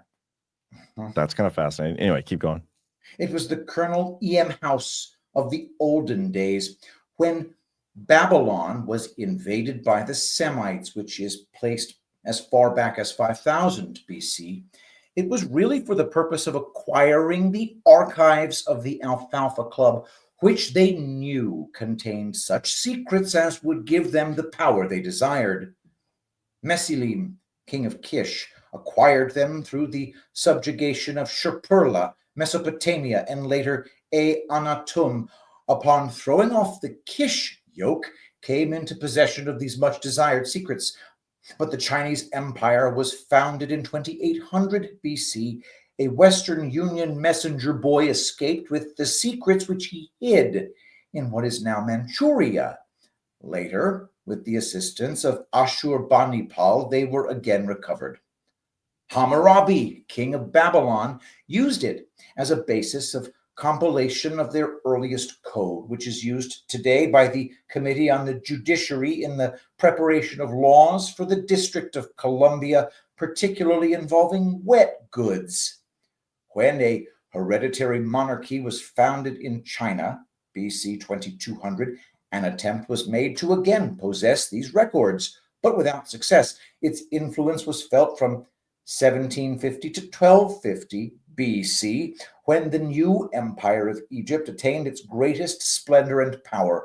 Through possession of its secrets, the inhabitants of Assyria discovered the ingredients of mint juleps, unfortunately destroying the theory of their Kentucky origin, which gave them sufficient pep to obtain their independence from Babylon, which occurred in 1500 BC, according to historians. The real dope, which enabled the Hittite realm in Syria to attain its great power about 1400 BC, was due to the cleverness of a Pinkerton detective who succeeded in getting a formula from the club's archives. These are all interesting little facts which should make the present members of the club feel very proud. Ramses II, Shalmaneser I, the Phoenicians, Theseus, the Trojans, and others successfully built their fortunes upon the results of acquiring these secrets. It has been authoritatively stated that when the Phoenicians, who were closely allied in language to the Hebrews, began their colonizing career, it was only after they came into possession of these rare archives. They seemed to play a part in everything of consequence in those days. Theseus used them in 1235 in connection with the founding of Athens, the success of which we all know.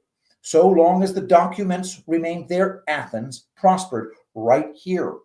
A very interesting little story should be told involving these interesting records. Many such have been found in various places. We have heard many versions of the fall of Troy, involving particularly the incident of the great wooden horse, of which much has been written in history. The authenticity of this has been doubted by many. Permit me to say here that the hieroglyphic inscriptions fully corroborate these so-called legends. Now follows the remarkable part of it.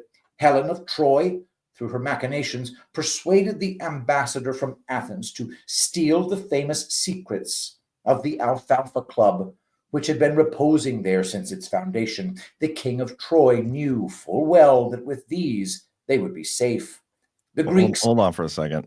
Any comment on this, Chris? I saw your face perking up a few times. I love it. I think it's amazing that this dude, and with what we're going to talk about with the archivists, I think that this is just spectacular. Yeah, there's a few more pages of this, but it gets down to like real time of these people having it. So are you guys good going through it, or do you want me to skip ahead? Let's go through it. Okay. I've got nowhere to be. All right, let's see here. The King of Troy. Aha. All right, the King of Troy knew full well that these would be safe. The Greeks, discovering the loss of these cherished documents, immediately made warfare upon Troy. Now, the soldiers who were within the wooden horse when it was shoved through the gates of Troy could never have succeeded if they had not known just where these documents were. The moment they got loose, they beat it for the palace where they grabbed the secrets. The Trojans were so overcome by their loss that the Greeks got the gates open before they could get a nip to pull themselves together. This is the real truth about the wooden horse. Now, there is very little of particular interest from 1184 BC when Troy fell, giving to the Athenians possession of the Alfalfa Club archives again until 1017 BC, when Solomon became king of the Hebrews. His fame is too well known for discussion. His greatest wisdom was in acquiring these documents immediately upon his accession, because it was through them that he became the wisest of all kings. He cherished these beyond anything in his possession. It was hinted in some of the inscriptions that the great temple at Jerusalem was built by Solomon more to protect these archives than anything else. Many important events were identified with the Alfalfa Club from 1017 BC to 753 BC, when Rome was founded. Evidently, Sheshonq, king of Egypt, got in right with the club, because in 973 he captured Jerusalem, after which he helped Asa, Eomer, Jehoshaphat, the Syrians, and Jehu, and lending some assistance to the Tyrians in their colonization of Carthage, and to Uzziah. One of the most practical things to which the club gave its assistance was the building of the canal at Negub, constructed to convey the waters of the Zab River to Nineveh. However, something happened to turn the tide against that famous city, for it would never have been destroyed in 789 BC had it had the club's assistance. It changes its habitat from this time when, in 753 BC, there came to the shores of Italy Romulus and Remus, well known to students of ancient history. It was because they had the influence of the club and the friendship of its members that its promise to assist in the foundation of a new empire was obtained. Without this, the attempt would never have been made. The real quarrel between Romulus and Remus was not the little story about Remus jumping over a furrow made by a plow of Romulus's, but to determine who was to have charge of these ancient and wondrous documents, then so greatly sought by the wise men of the world. We all know that Romulus won the argument, hence the beginning of Rome, which city took its name, his name. During the several following centuries, the club was more or less inactive, although its influence was felt in many directions. It is of interest to mention some of these. A representative was sent during the Great War between Sparta and Messenia, resulting in the subjugation of the latter. The same thing occurred when Syria became subject to Tiglath-Pileser II of Syria, who later, with the same assistance, succeeded in subjecting Chaldea to his will. Assistance was given to Hezekiah upon his ascending to the throne of Judah, to King Sargon of Assyria when he conquered Samaria and put an end to the kingdom of Israel. Just what the reason was for this is not known. Jerusalem was then captured by Sennacherib, who encountered the Egyptian and Ethiopian forces, and because of some resentment on the part of the club, his expedition to Syria failed. The accession of Manasseh to the throne of Judah was with the approval of this organization. Yamato was established by Prince Gimmu in 660 BC as the capital of Japan, in which event the club played a very important part through sending a special representative to Japan at the time. Just about this time, it was concluded by your predecessors that the Assyrian rule was becoming intolerable. It was for this reason that it seemed advisable to open the country to the Greeks. Moreover, there was a great shortage in shoeshine parlors, hat cleaning establishments, and quick lunch rooms in that section of the continent. Therefore, in 650 BC, the club, by exerting its tremendous influence, succeeded in making the whole of Egypt united under Psammetichus I, founder of the 26th dynasty. It was in 640 BC that the club first entered the scientific field. This was quite an event. Charles, one of the seven wise men, Cales, one of the seven wise men of Greece, was a member of the club. This has only been known since the discovery of certain records given the information in very recent years. He taught the spherical form of the earth and the true causes of lunar eclipses, and also discovered the electricity of amber. It may be well understood that the standing of the club was much enhanced through this epical work of one of its members, the defeat of Necho by Nebuchadnezzar at Tartemish in 605, the capture of Jerusalem by Nebuchadnezzar, the origination of the Olympian Games in Greece, the dethronement of Hophra by Nebuchadnezzar in 507, the conquests of Cyrus the Great were all events in which the club manifested its interest. There seem to be very few references to the activities of the club during several centuries after this, the first mention being after the birth of Caesar in 100 BC, when many important events took place. It is very probable that for diplomatic reasons, the club during this time took very little part in events. It seems that the club had been mixing it up pretty lively for some time previous to this time. They always were very much disposed to joviality. Apparently, they had led some of the monarchs a merry chase, resulting in domestic troubles of various kinds. This, of course, did not go well with the common people. However, they were in so strong that they soon got back with their strong stuff again. It would appear that Cleopatra had acquired information regarding this ancient organization, which had made her determined to possess its secrets if such a thing were possible. Realizing that it had reposed for several centuries somewhere in Rome, she instituted various schemes for discovering the location of its archives. It was for this reason that she first made such violent love to Julius, the great Caesar, with whom she became very closely associated in his habitat for many years. This not availing her of what she had hoped would make her supreme in the East, she turned her attention to the Honorable Mark Antony, who fell for her with a dull thud when he, deserting his ships in battle, followed her to the shores of Egypt. He was under the impression that it was his own dear self she sought. Not so, however, for Cleopatra's ambitions were greater than that by far. She thought he had the dope. He thought she was kidding him. When she threatened to kill herself, it was just to make him come across with it. Somehow Mark didn't seem to appreciate the point. When word was sent to him that she had poisoned herself, he followed suit. When she heard this, she let her pet asp sting her, not because she had lost Mark, but the opportunity to get what she knew would mean her supremacy. While the records are not altogether clear upon this part of the club's history, it would seem that St. Patrick, when he visited Rome in 340 AD, was entrusted with the precious documents when he started for Ireland. Apparently, somewhere on the way, he was caused to leave them hidden. Just what the cause for this has never been stated. Clearly, however, he studied them with great care because in a private letter which has been found in the search, he indicated that it was through the information obtained from these great secrets that he was unable to drive the snakes out of Ireland, which we all know he accomplished with great success. Undoubtedly, it would have been an independent sovereignty had he been able to reach there with the papers. The only other instance in history which has been found up to the present time relates to King Alfred the Great, who seemingly owes much of this reputation of his to having acquired these documents. The story, while brief, is rather interesting. It may be recalled that there is a little story about King Alfred traveling incognito about his kingdom. On one of such occasions, he was in the house of a peasant. He was asked by the lady, who left the room for a few minutes, to watch the cakes on the hearth.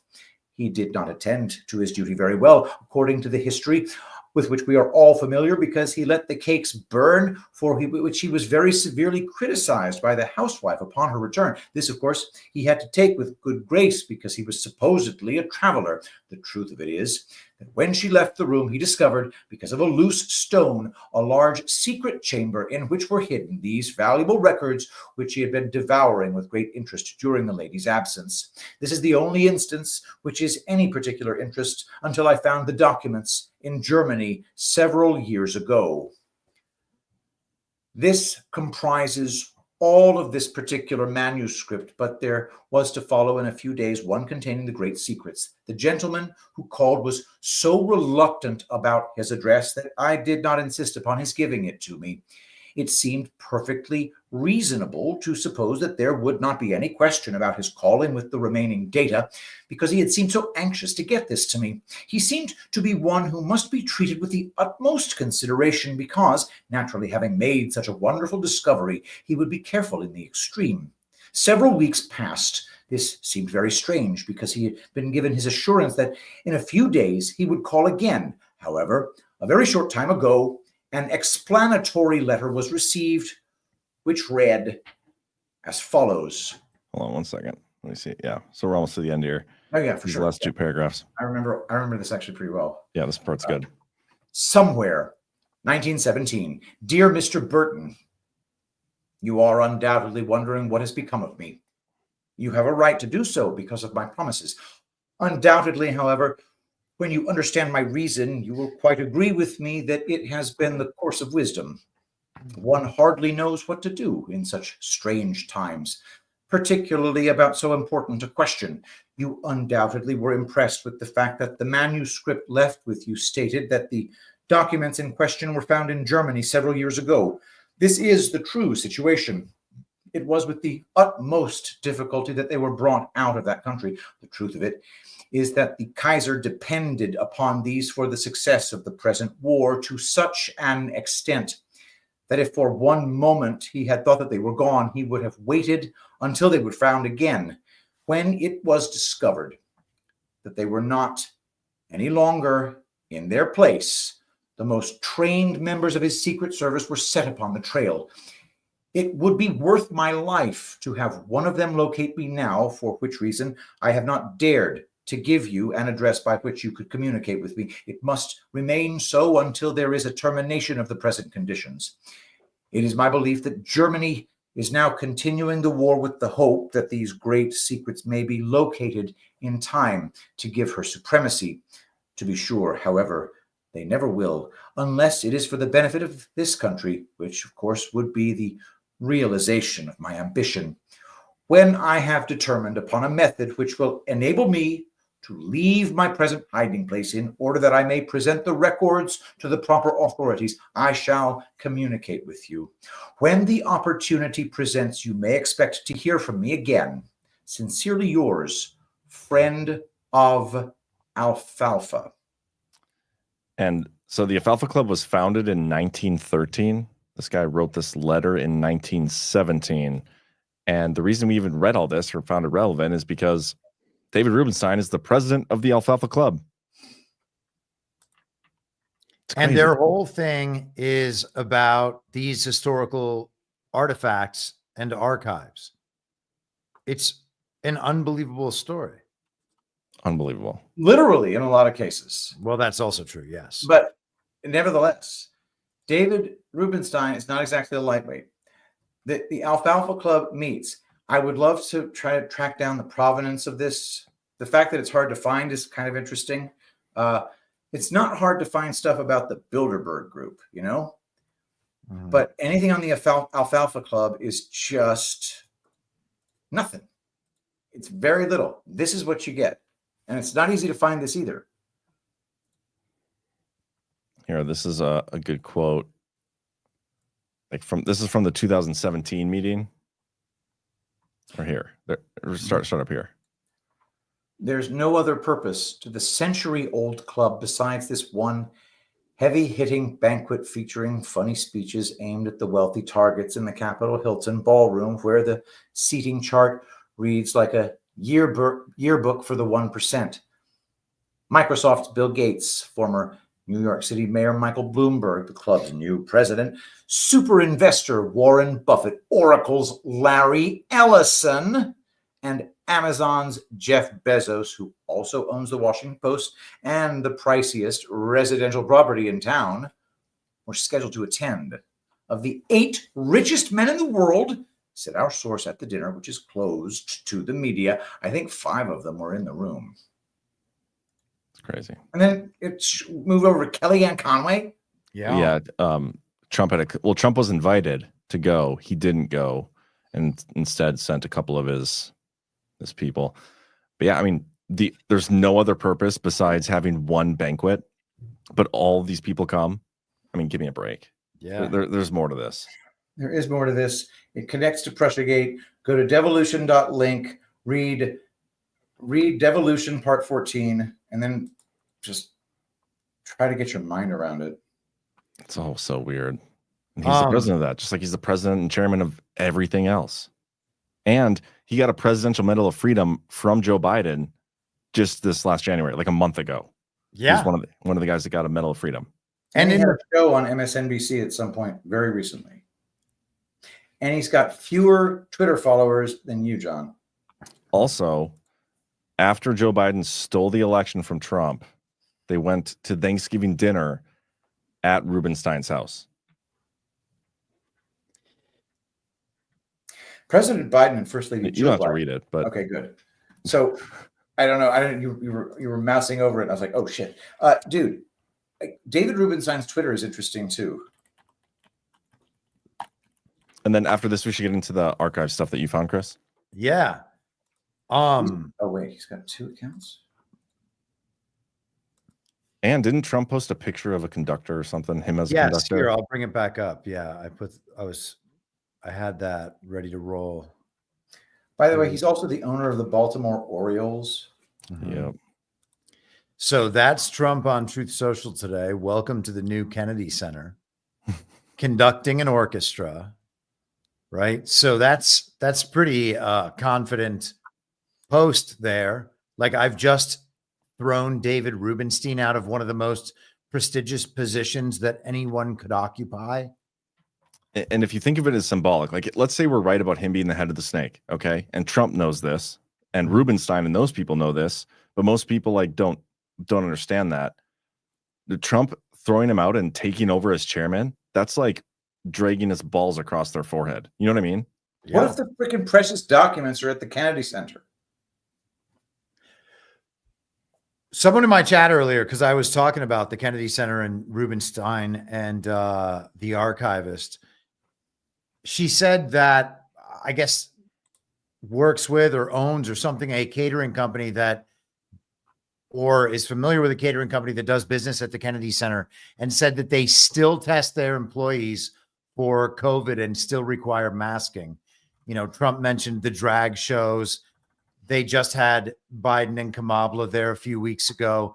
And remember, there was the video of them not interacting, of Joe Biden not even recognizing Kamala's presence. And then we have, by the way, this scene from Succession, a show about billionaires where they may well have been making fun of David Rubenstein. Have you seen this? Mm-mm. You guys watch Succession? It's a fantastic show, but check this out. Oh, sorry. It's just my dealer. Viagra? Antiquities. There's a package of items my bidder is in for. Hell, why not? Like what? Napoleonica. Just some items. Including Napoleon's penis. That's not the central item. Right. It's just a package with some letters and some other artifacts. But yes, that has come to market. Napoleon's penis? Yeah. It's obviously not an item of interest to serious scholars, but as a curio, sure. A British surgeon snipped it off. Connor trying to buy Napoleon's dick. Naturally. Is it pickled in a jar? Or? It's dried. Yeah, really not much to see nowadays. Yeah, kind of like what, like that strip of beef jerky? Yeah, it's a mere trifle, historically speaking. So what are you going to do? Get that in Hitler's nutsack? Blend it into a take over Europe smoothie? What? They were making fun of Rubenstein with that? Well, I mean, he's a collector of these artifacts. You got to think that Napoleon's penis is in his collection. I mean, look at him. That guy, if anybody was going to buy Napoleon's penis, it's that guy right there. It's probably in his coat pocket in that picture. Hey guys, hit the thumbs up. Just reminder, please. Okay, let's get into the archive stuff, and then we can end with that, because I think that's it's a pretty interesting connection, considering all the secret documents and stuff that we just talked about. Yeah. Do you want to pull up what you had on that? Sure, I can do that. Yeah, I had the Truth Social post. That's probably the easiest thing. But so I've always thought the archivist role is an interesting one. And, you know, it was kind of at the fore of the Trump Mar-a-Lago documents hoax, witch hunt, and fake indictment. All these old fantasy shows like the Game of Thrones, there's always some citadel where they have the archives, and it's only like the wizards who get to read the special books. And I've always just thought it's such an interesting idea that there's all this information that has to be like locked away, and only certain qualified people can ever gaze upon this information. It's especially weird, as I said before, when it's the government, and the government is supposed to be of, by, and for the people, which means everything that they're doing is part of the public record that the people can examine to know that the government is not hoodwinking them all and wasting all their resources and doing terrible things in their name. And so, in addition to Trump letting Rubenstein go, he also dismissed the current archivist, which is a woman named Colleen Shogan. And she posted, I guess, on X, formerly Twitter, last night about how she doesn't know why she was dismissed, but she was fired by Donald Trump. And so I began looking into this woman and into her predecessor and her predecessor's predecessor. So Colleen Shogan was nominated by the fake president, Joe Biden, on August 3rd, 5 days before the Mar-a-Lago document raid, but she was not confirmed by the Senate to her position as archivist until May 2023. So there was an opening there because a guy named David Ferrero, if I recall, retired in April of 2022. And the deputy, a woman named Deborah, Seidel Wall, she stepped up to be the archivist and served in that position through the Mar-a-Lago documents raid period all the way up to May 2023 when Shogun took over. And so we can get into the Seidel Wall side of things and the Joe Biden documents issue with the Robert Hur investigation and all that. But what I found that was shocking to me was that this woman, Colleen Shogun, before getting her position as archivist on appointment from Joe Biden, who visited Rubenstein's house right after getting elected, is that she was the senior vice president and director of David Rubenstein's Center for White House History. Okay. And so this is like this center that he's created to honor the history of the White House. And it's all about the building and the staff and all the cool stuff that's ever happened there. And it seems to me, knowing what we know about like the Obama Presidential Library, other presidential libraries, Joe Biden's documents being stored at the University of Delaware and the Penn Biden Center, and then eventually at this office that we had a big story about, and then, you know, the garage. So we know how politicians are hiding all these documents, these government records outside of government and outside of official channels so that they can never be accessed by anyone. And it seems like this Rubenstein White House History Center would be a good cover story if, for instance, an archivist was to remove tons of documents from the federal government while it was being involved in a hostile takeover by people who represent the constitutional republic. Then you would want to hide it away somewhere. This would seem like the perfect cover story. So what could have been stolen? What's that? Sorry. I wonder what archives could have been purloined. Yeah. Well, it's also interesting that guy David Ferraro, who was there, who retired, you know, he was, prior to him becoming the archivist, he was the vice provost for library affairs at Duke University, which just so happens to be the same place that Rubenstein went to and donated a shit ton of money to. Unbelievable. Yeah. Unbelievable. So the guy whose, I guess, bloodline responsibility to this deranged cult is to keep all the documents and artifacts of everything. This guy's just like the guy who watches over the documents. I guess. I don't know.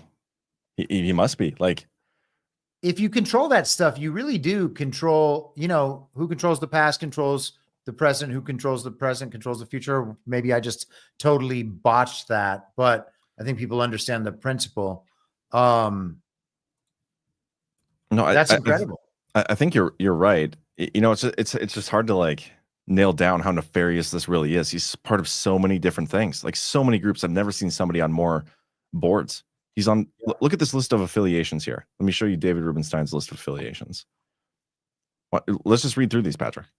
Alfalfa Club, President, American Academy of Arts and Sciences, Board Member, Bloomberg Television, Peer-to-Peer Conversations, The David Rubenstein Show, Brookings Institution, former co-chairman, Chairman Emeritus, The Carlyle Group, co-founder and co-chairman, University of Chicago, Trustee, Alumnus, China, United States Exchange Foundation, Steering Committee Member, Council on Foreign Relations, Chairman, Dwight D. Opperman Foundation, Chairman, the Justice Ruth Bader Ginsburg Woman of Leadership Award, the Economic Club of Washington, D.C., Chairman, Harvard Corporation, Member, Harvard Global Advisory Council, Chairman, Harvard University, Harvard President Drew Faust, oh, there's a name, named David Rubenstein a fellow of Harvard College on May 25th, 2016, the evening before their 2016 commencement. He started his term in July 2017. Institute for Advanced Study Trustee, Johns Hopkins Medicine Trustee, Kennedy Center for the Performing Arts Chairman, Library of Congress, Madison Council, chairman. Lincoln Center for the Performing Arts, director, former vice chairman. Memorial Sloan Kettering Cancer Center, trustee. National Constitution Center, director. National Gallery of Art, chairman. National Park Foundation, major donor. Smithsonian Institution, former chairman. Tsinghua University, former chairman of the School of Economics and Management. World Economic Forum Board of Trustees member. Holmes Skillet is not the son of a mailman. Mail clerk. Yeah, okay. Johns Hopkins Medicine. I mean, there's your very deadly pandemic, by the way. Same with U.S.A.I.D University. That's the connection there too, because that's connected to the guy who was in office at the OSTP when Obama lifted the moratorium on gain of function research. He's the same. He's also a chairman over there. Incredible. I think that's in this article.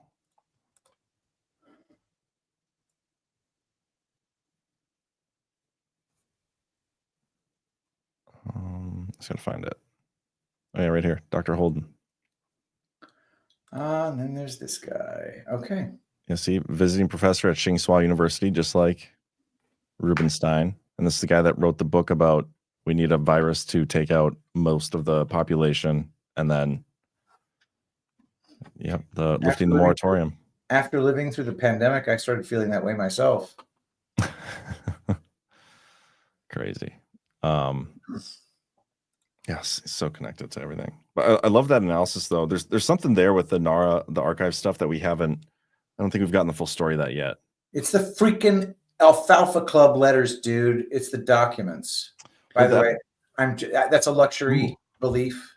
Well, yeah. What if they were raiding Mar-a-Lago because Trump had the documents, bro? Documents. Well, so there was part of Deborah Seidel-Wall's letter to, I think, the DOJ that was suggesting that the premise under which Donald Trump was keeping those documents, or at least how his lawyers were arguing, was that he was claiming presidential privilege. And the argument was whether or not a sitting president whether or not there should be any justification to keep a former administration from withholding any information from the incumbent president.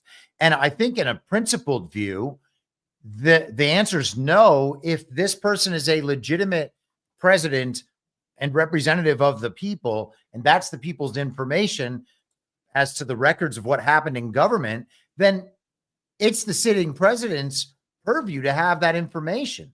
You can't suggest that there's a need for the country to have that information above a legitimately and duly elected sitting president. That would be nuts. And so that's a very important issue that was being resolved there, speaks directly to her letter. And it was that Trump was trying to prevent Joe Biden in particular from accessing that information, which is also interesting because Joe Biden's security clearance was just pulled. Not that we're talking about the same layers of government there, but just, one other quick thing. If y'all go to David Rubenstein's Twitter, he loves talking about pandas a lot. That's true. He's a panda man. He's Mr. Panda. Like, Mr. hey guys, Panda himself. Check out some pandas. I don't know what by the way, also Seth Rich called himself the Panda. And there were periodicals around the time of Seth Rich not being dead, before Seth Rich was murdered. There was a weird article about maybe we should just kill the panda. They do communicate with each other via periodicals. Well, Seth Rich had access to a lot of documents that people would have otherwise wanted stowed away somewhere. All right. Yeah, fascinating stuff. But I think we should get to the boosts. Hit the thumbs up, guys. Yeah, let me check the website and see if we got any boosts quick. By the way, guys, tickets on sale. Guard Vegas. Also get your virtual ones and some merch. Check it out, badlandsmedia.tv/events. If you can make it, I would highly encourage you to do so, because you could get to hang out with all three of us. We'll all be there. And you can see a live power hour. You can see this show live with Bernie Bright as well, unfortunately. But actually, no, I don't know if he's going to go yet. Oh, It's just gonna be us. Oh wow. Crazy. If he's gonna stay home because of the baby, that would make sense. Yeah. We'll see if they change mind last minute, but I don't know. As of now, he is unsure, may not be going. Looks like we got a boost from Butters saying there is for $51. Thank you, by the way. There's in human nature a resentment of injury, an indignation against wrong, a love of truth, and a veneration of virtue. John Adams, 1775. Appreciate you, boys. And we got Lionheart for $100. Thank you. Evening, guys. Of all the scenarios of disclosure that played out in my head over the past several years, I never imagined it like this. Amazing. God wins. God bless. AOG. It's been pretty awesome. Food 32 heals for $51. Hello, it would be great if Patrick could give a get well shout out to my friend Eric. Got to say, Patrick has the best radio voice. I can blame Eric for getting me into Badlands, DPHQ 17, for having a front row seat while this story unfolds. Eric, do us all a favor and get well. Thank you so much for bringing others into this community. What's the date today? The 8th. Okay, so from February 3rd, a someone. There's a couple of them here. First is for $15. A few weeks ago, you talked about AI hidden tech. You weren't wrong. The history is fairly unknown, albeit public, learned in uni. AI has been here since the 50s. I will link a few timelines. Take notice of AI Winter's secret development time. And then another one from him, general timeline. And there's a link. I'll share this with you guys, Chris and Patrick in the private chat. Sweet. AI ages. And then. Oh, look at that. That might be. We stop at 2017 on this timeline. Oh, here's the last one is a bit hard to read. Thanks. Shows usually can't watch live, but catch the VODs later.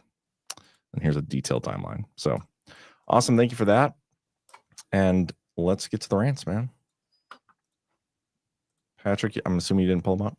I don't know how to make it so that Google Chrome has that attachment with Rumble. Gotcha. There might be a couple that got repeated because I started this earlier, but these three came in before the show even started. That's amazing.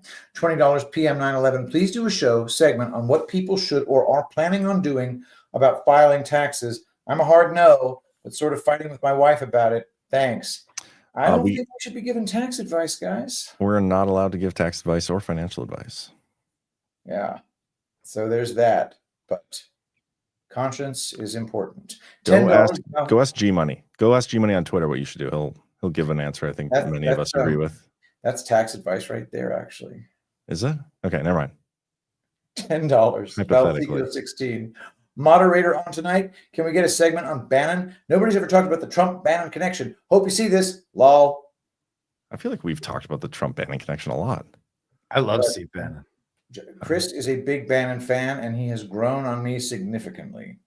Yeah, it's funny watching him and Elon duke it out. Hey, just real quick. Sorry. $117. Micro Toolmaker. John, thank you so much, Micro Toolmaker. You're so generous. Thank you. John, I followed you since the beginning of your Devo research, which is great, but I think your creation of Badlands Media with the fantastic talent and community is second to none. Where we go one, we go all. Thank you so much, Micro Toolmaker. Thank you. I agree. We got a good team here. $3. Cam Cooksey. First at callsign Cujo show and now DPH. Best Saturday this week. Callsign Cujo. Thanks, Cam. Hey. $17. Ash 75 Nelly. Ash 75 Nelly. Thank you. Cash. $50. Andy Artist. My favorite trio and Badlands show. Thank you so much, Andy. $2. Dirk McGurkin. Is this how they're going to purge the judiciary? Is this a trap? Let these numbskull judges try to rule where they have no real jurisdiction or authority, then release the Kraken. We can only hope. I am curious to see how Trump responds to this. You know, another thing is lawless, like aggressively, horrifyingly lawless rulings are nothing new. Right at the beginning of Trump's first term, that's what we got. Unbelievably lawless rulings from judges who are crazy. So we'll see what happens. Remember when Biden or SCOTUS ruled on Biden for giving student loan debt, and he's like, "I'm gonna ignore them anyway," and or something. He pretty much Yeah. did something like that. So, Hey, there's an interesting post in the chat here. Look at this. Mama's always right says, go to Rubenstein's page, y'all. Live panda cams for the zoo and a post of Ruben and a baby panda. WTF. What I say, y'all. Thank you so much for pointing that out. what's the panda thing again? Panda eyes. Don't look it up. I'm But going it's to a look up his Twitter page. aggressive panda reference to child abuse.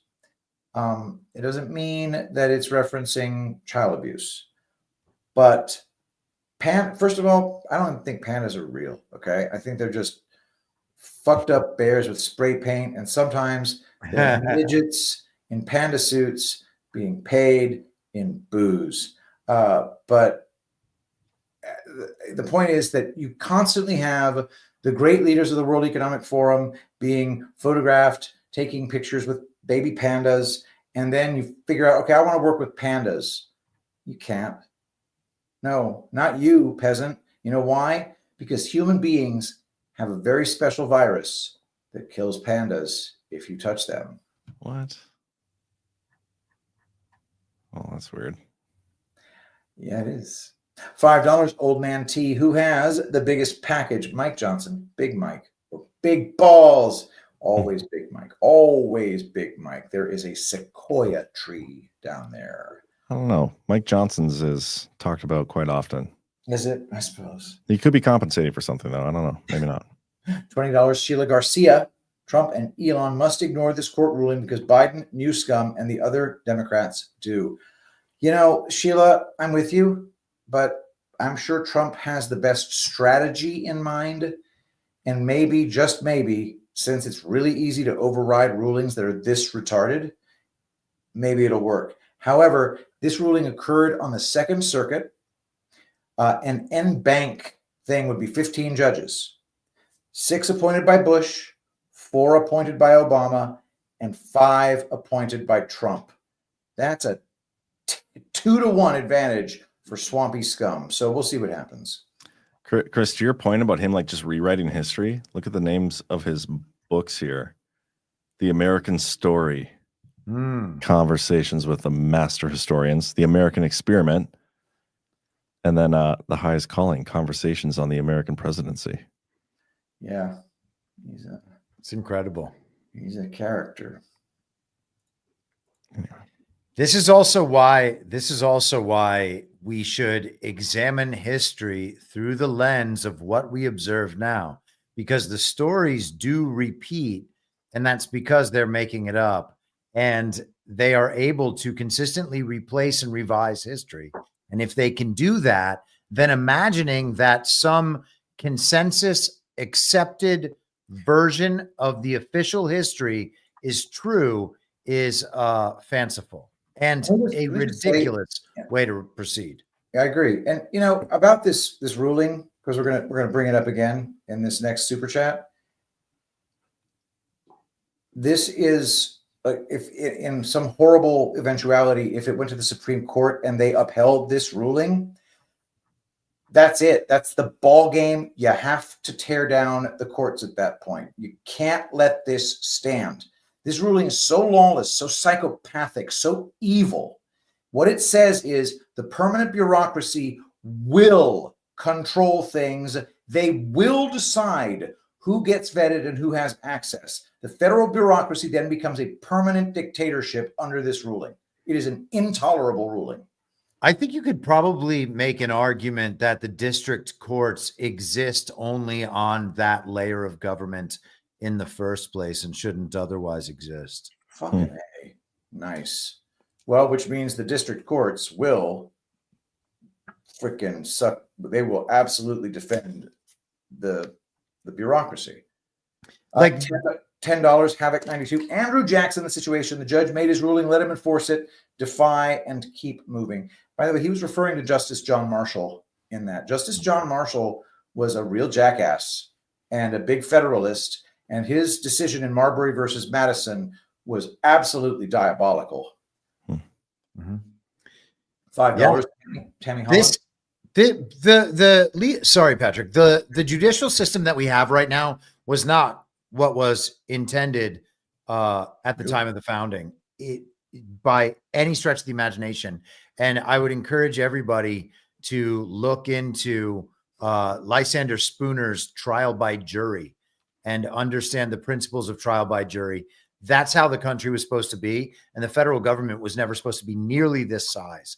The idea that the federal government would be able to create laws that govern the way the American people live day to day and allow that government to imprison us and seize our property it's an abomination.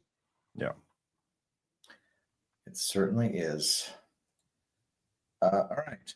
Hey, by the way, I think there's like a new, is there Elon pausing new FEMA payments? Anyway, I'm just seeing that in one of my feeds. Let's see here. Tammy Holland, $5. I noticed that it's the same dirty demon rats showing up to both the U.S.A.I.D and the Federal Teachers Union. Can we say central casting? Right. Every time they're there, making us all want to throw up. $5 wedged gravy. Did you see this? And it's echo.substack.com. I will check it out. I pulled it up for later. So. $2 Dirk McGurkin. March 14th is Pie Day, by the way. March 14th is potentially the day when the government pie is no longer a free-for-all. It's also steak and a blowjob day. That's a fun fact right there. How do you know that, Patrick? Somebody told me one time. Interesting. It's the next month, the 14th of the month after Valentine's Day. Oh, I got you. $5. The meerkat. The left criticized Trump's prior bankruptcies so loudly that none of them can claim he has no experience managing bankruptcies now. Very nice. Very nice indeed. $5. GT Bigger. Big balls in the crew could get 10 times deeper by hacking in for fun. Maybe shift their focus on these judges in Congress since the Treasury is too dangerous. I disavow. Sort of. $2 wedged gravy. Benz did a podcast and he is second guessing himself. He said he doesn't want to end up like Truman. He said Truman formed the CIA and 20 years later, it was his greatest regret and failure. Interesting. $1 Cam Cooksey. When it's too dirty for the CIA, you call it AIDS. $1 Cam Cooksey. Kanye taught me. Kanye is teaching us all right now.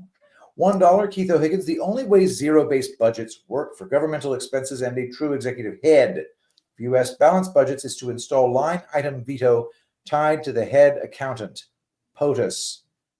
That'd be fine with me. I think it'd be even easier just to tell the fucking jagoffs in Congress you're not allowed to make giant friggin' bills with 10 million budget items on it. Maybe each budget item gets voted on separately, and you're allowed to have 9 budget items, and each one of them has to be like one thing. We were supposed to have that with the Kevin McCarthy House rules passed in early 2023. $1 North Carolina Gal 24. I hope Doge audits the U.S. Postal Service. The price of stamps is ridiculous. I don't know. I mean, how much is a stamp? I do everything based on a printer. It costs me $5 to send a package. I don't mail letters. So what is it? Are they 50 cents now? I mean, the dollar's kind of losing value. So that might be more inflation based upon currency devaluation. $5 Valseco 16 hostage interview. What is that referring to? Mike Benz on Tucker Carlson. Oh, okay, interesting. I don't know about that. Okay. $5. Oh, I see what you're saying though. $5 John in Connecticut. Chris, the book, The Red Amendment, is about the 14th Amendment, how it has perverted the organic constitution and can be found at redamendment.net. Nice. $2 Dirk McGurkin. When was the last time you used a pencil? Who cares, Dirk? No color revolutions, no pencils. Those are the rules. I didn't write them. $1 Valseco 16. He actually said Trump might use trans in another country for change. It's like he was preparing. God, I gotta watch this freaking interview. I'll watch it at 2 times speed. $2 wedged gravy. Benz is saying that without the USA soft influence that keeps the wheels turning, it's a delicate balance to replace the interest of business. He used petroleum as an example. Yep. Hobie KB. $20 Trump NATO 4. I will give a $500 Badlands boost if Patrick will do the entire next power hour in his Indian accent. Let me know before next week. I can't do that. You got to make me a different offer, dude. Doing the whole show in Indian accent, trust me, you'll get sick of it. It'll be easier if you also do brown face. Oh, yes. I mean, I'm surprised you turned down money, if I'm being honest. I can't freaking fuck up the power hour for $500. You should do a brief. What if you did a brief? I could do a brief, maybe. I don't know. For $500, it might be worth. Ash will get sick of that shit, dude. It gets old pretty fast. Thank you so much for the offer, though, Trump NATO. You should give me your email and you guys can negotiate something. People, everybody knows my email, pgunnels@gmail.com. There you go. $2 wedged gravy. He goes on to say, the interest of petroleum companies needed oil from other countries is being replaced with drill, baby, drill, implying the line that Trump is walking is unbelievably tight. I'm sure there's a lot of truth to that. Yeah, there's a lot of nuance to that interview, which is why I think everybody should take the time to listen to it. I listened to it on like 2 times speed. You get through it in an hour. Nice. Worth it. All right. Next, we have $10. John in Connecticut. The 13th Amendment abolished private slavery in the form of involuntary servitude, while the 14th Amendment instituted public slavery in the form of voluntary servitude. A 14th Amendment status is voluntary. That's freaking well put. $1 Keith O'Higgins. Aid is not a dirty deed. Dealing with the Bangladesh is a dirty deed. They are retarded. Thank you, Keith. $10. Woohoo, 288. Do you think the future state bailouts will be contingent on full state financial transparency? That's a good idea. I don't know. Whatever Trump's plans are, I'm sure they're very clever. I mean, shouldn't we get to a point eventually where the federal government isn't funding states, period? Yeah. That'd be nice. Hopefully we'll get to that point in 1 month. My God, yes. That'd be great. On March 14th? March 15th. We'll get there. Day after. So, wedged gravy, $2. This explains Mike Ben's comments. He essentially explains everything in detail he planned to say on Tucker. You guys want to listen to it real quick? It's an hour, 45 minutes. Yeah, we'll listen to that later. Thank you for sending that in, though. Yeah. $2. Oh, yeah. $20, 1027 JS. Thanks. And thank you, Joe. Thanks, Joe. $10. Woohoo, 288. Do you think that the swamp creatures will soon start turning on each other en masse? Yes. I suspect they've been doing that for a long time. But in public, though, while we watch. And AOC is going to be orchestrating a ton of it. And hopefully dancing with a loose top. $1. Keith O'Higgins. Pushing the trans agenda goes back to the Cold War. Republicans pushed it in Russia during Reagan. I remember how much Rush Limbaugh pushed the Trans-Siberian Orchestra. Nice. Busted. $5. Me, Lindy. Chris, some history books you might like from a Southern bias. He has a podcast very similar to 10th Amendment Center as well. BrianMcClanahan.com/books. I'll check it out. Thank you. $2. Snowcat Operator, the Rockefeller Archive. Locks away history too. Thank you for that. Good point. $2. Cam Cooksey. David Rubenstein literally made the Holocaust all about himself. Move over Soros. Talk about anti-Semitism. Second hyphen intended. Remember with your thoughts. Great show, Chris, John, and Gonna P. Thank you. Remember I think it was Indiana Jones. It was one of the Indiana Jones movies, and it ended with it was all about Nazis trying to, was it to get the, Ark was of it the Raiders Covenant. of the Lost Ark? Yeah, yeah. it was Raiders to of the get Lost Ark is the one with the Ark the of the Nazis were. Yes, yes. top men.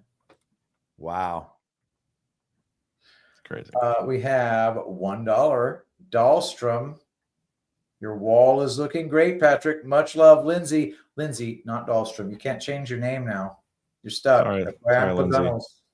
Love Saturday DPH. Thank you so much, Lindsay. $1, Keith O'Higgins. If you pay to expand the Holocaust Museum, are you building on an Anne Frank attic or a New York rabbi tunnel system?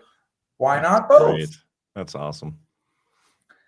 $5. John in Connecticut. An interesting coincidence is the part of the Constitution which creates the federal district is Article 1, Section 8, Clause 17, the jurisdiction of U.S. citizens, and the 17th letter of the alphabet. Interesting. Very nice. Thank you, John in Connecticut. $10. Earth Garden Living. David Rubenstein was the mentor of Dr. Colleen Shogan, the 11th archivist of the United States. Shogan was the senior vice president and director of the David Rubenstein History Center at Earth Garden Live. Thank you. $17, Cranop 59. That was one hell of a read, Patrick. Kudos. Thank you so much, Cranop. Yeah, dude, I love that stuff. That was good. $5, Junebug. The Kennedy Center has been constantly mentioned on just about every bill that has ever come out of the Senate or President. Lots and lots of laundry. Damn Skippy. $1, Keith O'Higgins. Bill Hicks joked that at the Alfalfa Club dinner, they served gay frog legs. And if you know, you know. Wait, was that Bill Hicks in the character Bill Hicks, or Bill Hicks in the character Alex Jones? Definitely Alex Jones, who, by the way, he doesn't like it when they put chemicals in the water that make the friggin' frogs gay. Well, who does, to be honest? By the way, did you see that he's been talking this week about like the FOIA documents that they got and how it shows the government was spying on them? I've been trying to find this on the FBI vault, and they're not actually on there right now. He just makes it all up. Well, I don't know. Maybe they'll be on there later, but because he said he just got them this week. I don't know how long it takes him to get it uploaded to the vault. But as of now, I cannot find any actual source for what they're claiming for unclassified FOIA documents. They don't exist on the FBI vault. Weren't they going to like sell their studio and have to shut down? Yeah, that started about a year ago. And then he cried on stream about 8 months ago. And because that was his last stream ever, because they were coming the next day. I think pretty sure the FBI was there while he was streaming. And then it happened again like 3 months later. About a month or two ago, the judge ruled that he didn't like how the deal was being formed with the Onion or whatever. And then this week, apparently they said the judge shut down the whole sale. So crazy. Pretty wild. He sold a lot of supplements though during that time period. Okay. That I cannot possibly allow myself to admire that grifting level of, but hey, you know, what a freaking salesman. Think about how much he had to spend. I'm pretty sure I could find a clip of me saying on it was either Basis Conspiracies or the Wednesday Power Hour. I was like, how much you want to bet? They never end up selling this thing, and he never stops streaming from this studio you're seeing him streaming from. The whole thing is a gimmick. It's been a fraud from the start. His entire trial was on a soundstage. That wasn't even a real judge. It was all gay and stupid. Oh yeah, that trial was a joke. John, I remember that. I thought it was actually maybe on this Power Hour, but I think you're right. It was Wednesday. No, I think I listened to it rather than participated in it. Yeah. How exciting is this? Everybody knows, and I love this. You know, it's rapid awakening. It's not just this audience anymore. All righty, $5 villas. 34. Remember 2019 when there was supposedly a chunk of money going to the Kennedy Center trustees set up by Obama? Then Trump appointed new trustees, including John Voight and Mike Huckabee, to get it instead. I don't remember that. Very cool, though. Thank you. We have $50. Boom Diggity. Thank you so much, Boom Diggity. Maybe the raid was looking for the special items that is in the alfalfa story. Yeah, I like that. $20. Boom Diggity. Wasn't it Trump who said we're fighting an evil, ancient, in origin or something to that extent. I feel need like, to look that up. somebody said that. Yeah, I need to look that up as usual. But good guess. Boom Diggity is the first person to bring up the David Rubenstein stuff yesterday on the Liberty Den too. Yeah, I was hoping. $2. Dirk McGurkin. Maybe Trump can't give a reason for firing Rubenstein because it's so horrible / strange that no one would believe it. Maybe this is setting the table for a later reveal. Fingers crossed, or I pray to God. $5. Roger Paul, 59. Thank every one of you at Badlands for your insights. Sanity in an insane world. Thank you so much, Roger Paul. $1. Keith O'Higgins. A positive of the Lincoln Center purge is that Karine Jean-Pierre got the boot off that board. I heard Sideshow Bob's daughter is relocated to Springfield, Ohio, where they're eating the cats. Meow. $5. AH13. Let's not forget Jill Biden dressed as a panda for Halloween 2024. I didn't freaking know that. Did she really dressed as a freaking panda? No idea. Wow.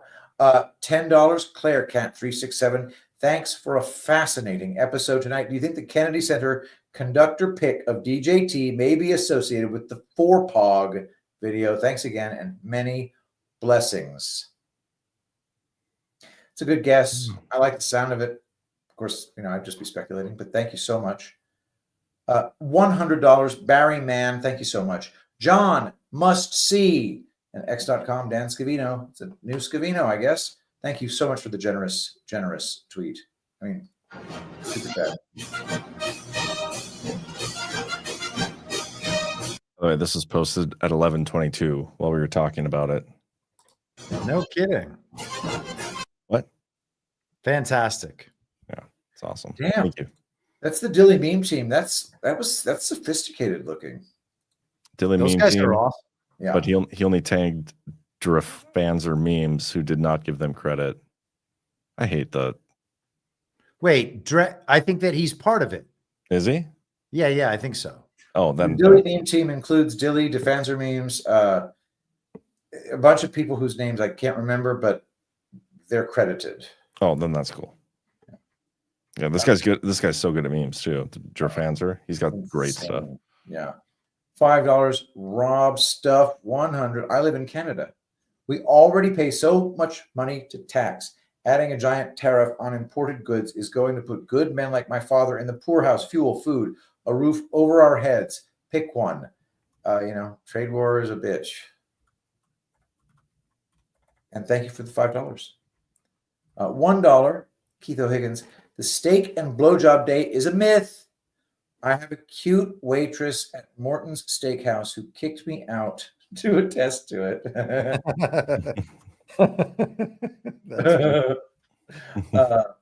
$10. Badlands Media Fan. Love that screen name. Fascinating show tonight. Thank you for your coverage, gents. Thank you for watching so much. $2. Wedged Gravy. The book Titan by Ron Chernow paints a pretty amazing picture of J.D. Rockefeller's life. Very detailed, very thorough. Worth taking a look. $7. Human 17. Deke, the chap who was at Myrtle Beach, has the new site with radical literature. Might be worth supporting this young entrepreneur. Undergroundcanon.com. CANON. Yeah, I want to see that. Go in there right now. $7. Human 17. Thank you for keeping us sane and for the keck, gentlemen. Keep up the great work. Badlands Media needs a White House press pass now. Where we go one, we go all. That is so perfect. And we hope we can get it. And I would definitely want to send Ash. She would ask the smartest question. Yep. $7. Human 17. Thank you for keeping us sane. Oh, wait, hang on. I think I already did that one. Oh, yeah. $5. AH13. Jill Biden as a panda from Reuters. Thank you for that. I'm like driving myself nuts trying to find that quote.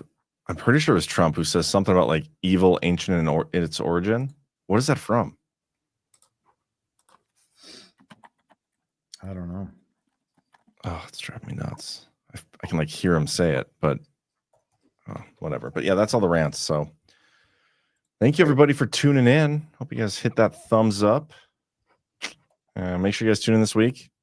Daily, 1 p.m. Eastern, Daily Herald Show. I will be on the narrative with Burning Bright tomorrow. Oh, that's right. That'll be a fun one. During the Super Bowl, too. So you guys better not watch the Super Bowl. You better watch the narrative. Yeah, please do. Who cares about the stupid Super Bowl? So stupid. Okay. All right. Thanks, everybody. Thanks, Chris. Thank Patrick. Bye, guys. Later. Witness the motion picture event that is being called fucking Amazeballs.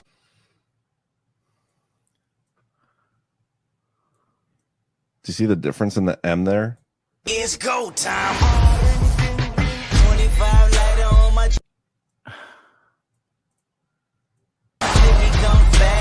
You got a seriously weird ass way of looking at shit. If you look at the waviness of the little flag that comes out of the R is wavy. The one in the first hump in the M is not wavy. It's just a pure arc. Does that make sense? We want to warn our viewers that these are extremely graphic images. Give me a second, dude. This is more autistic than I've ever been before.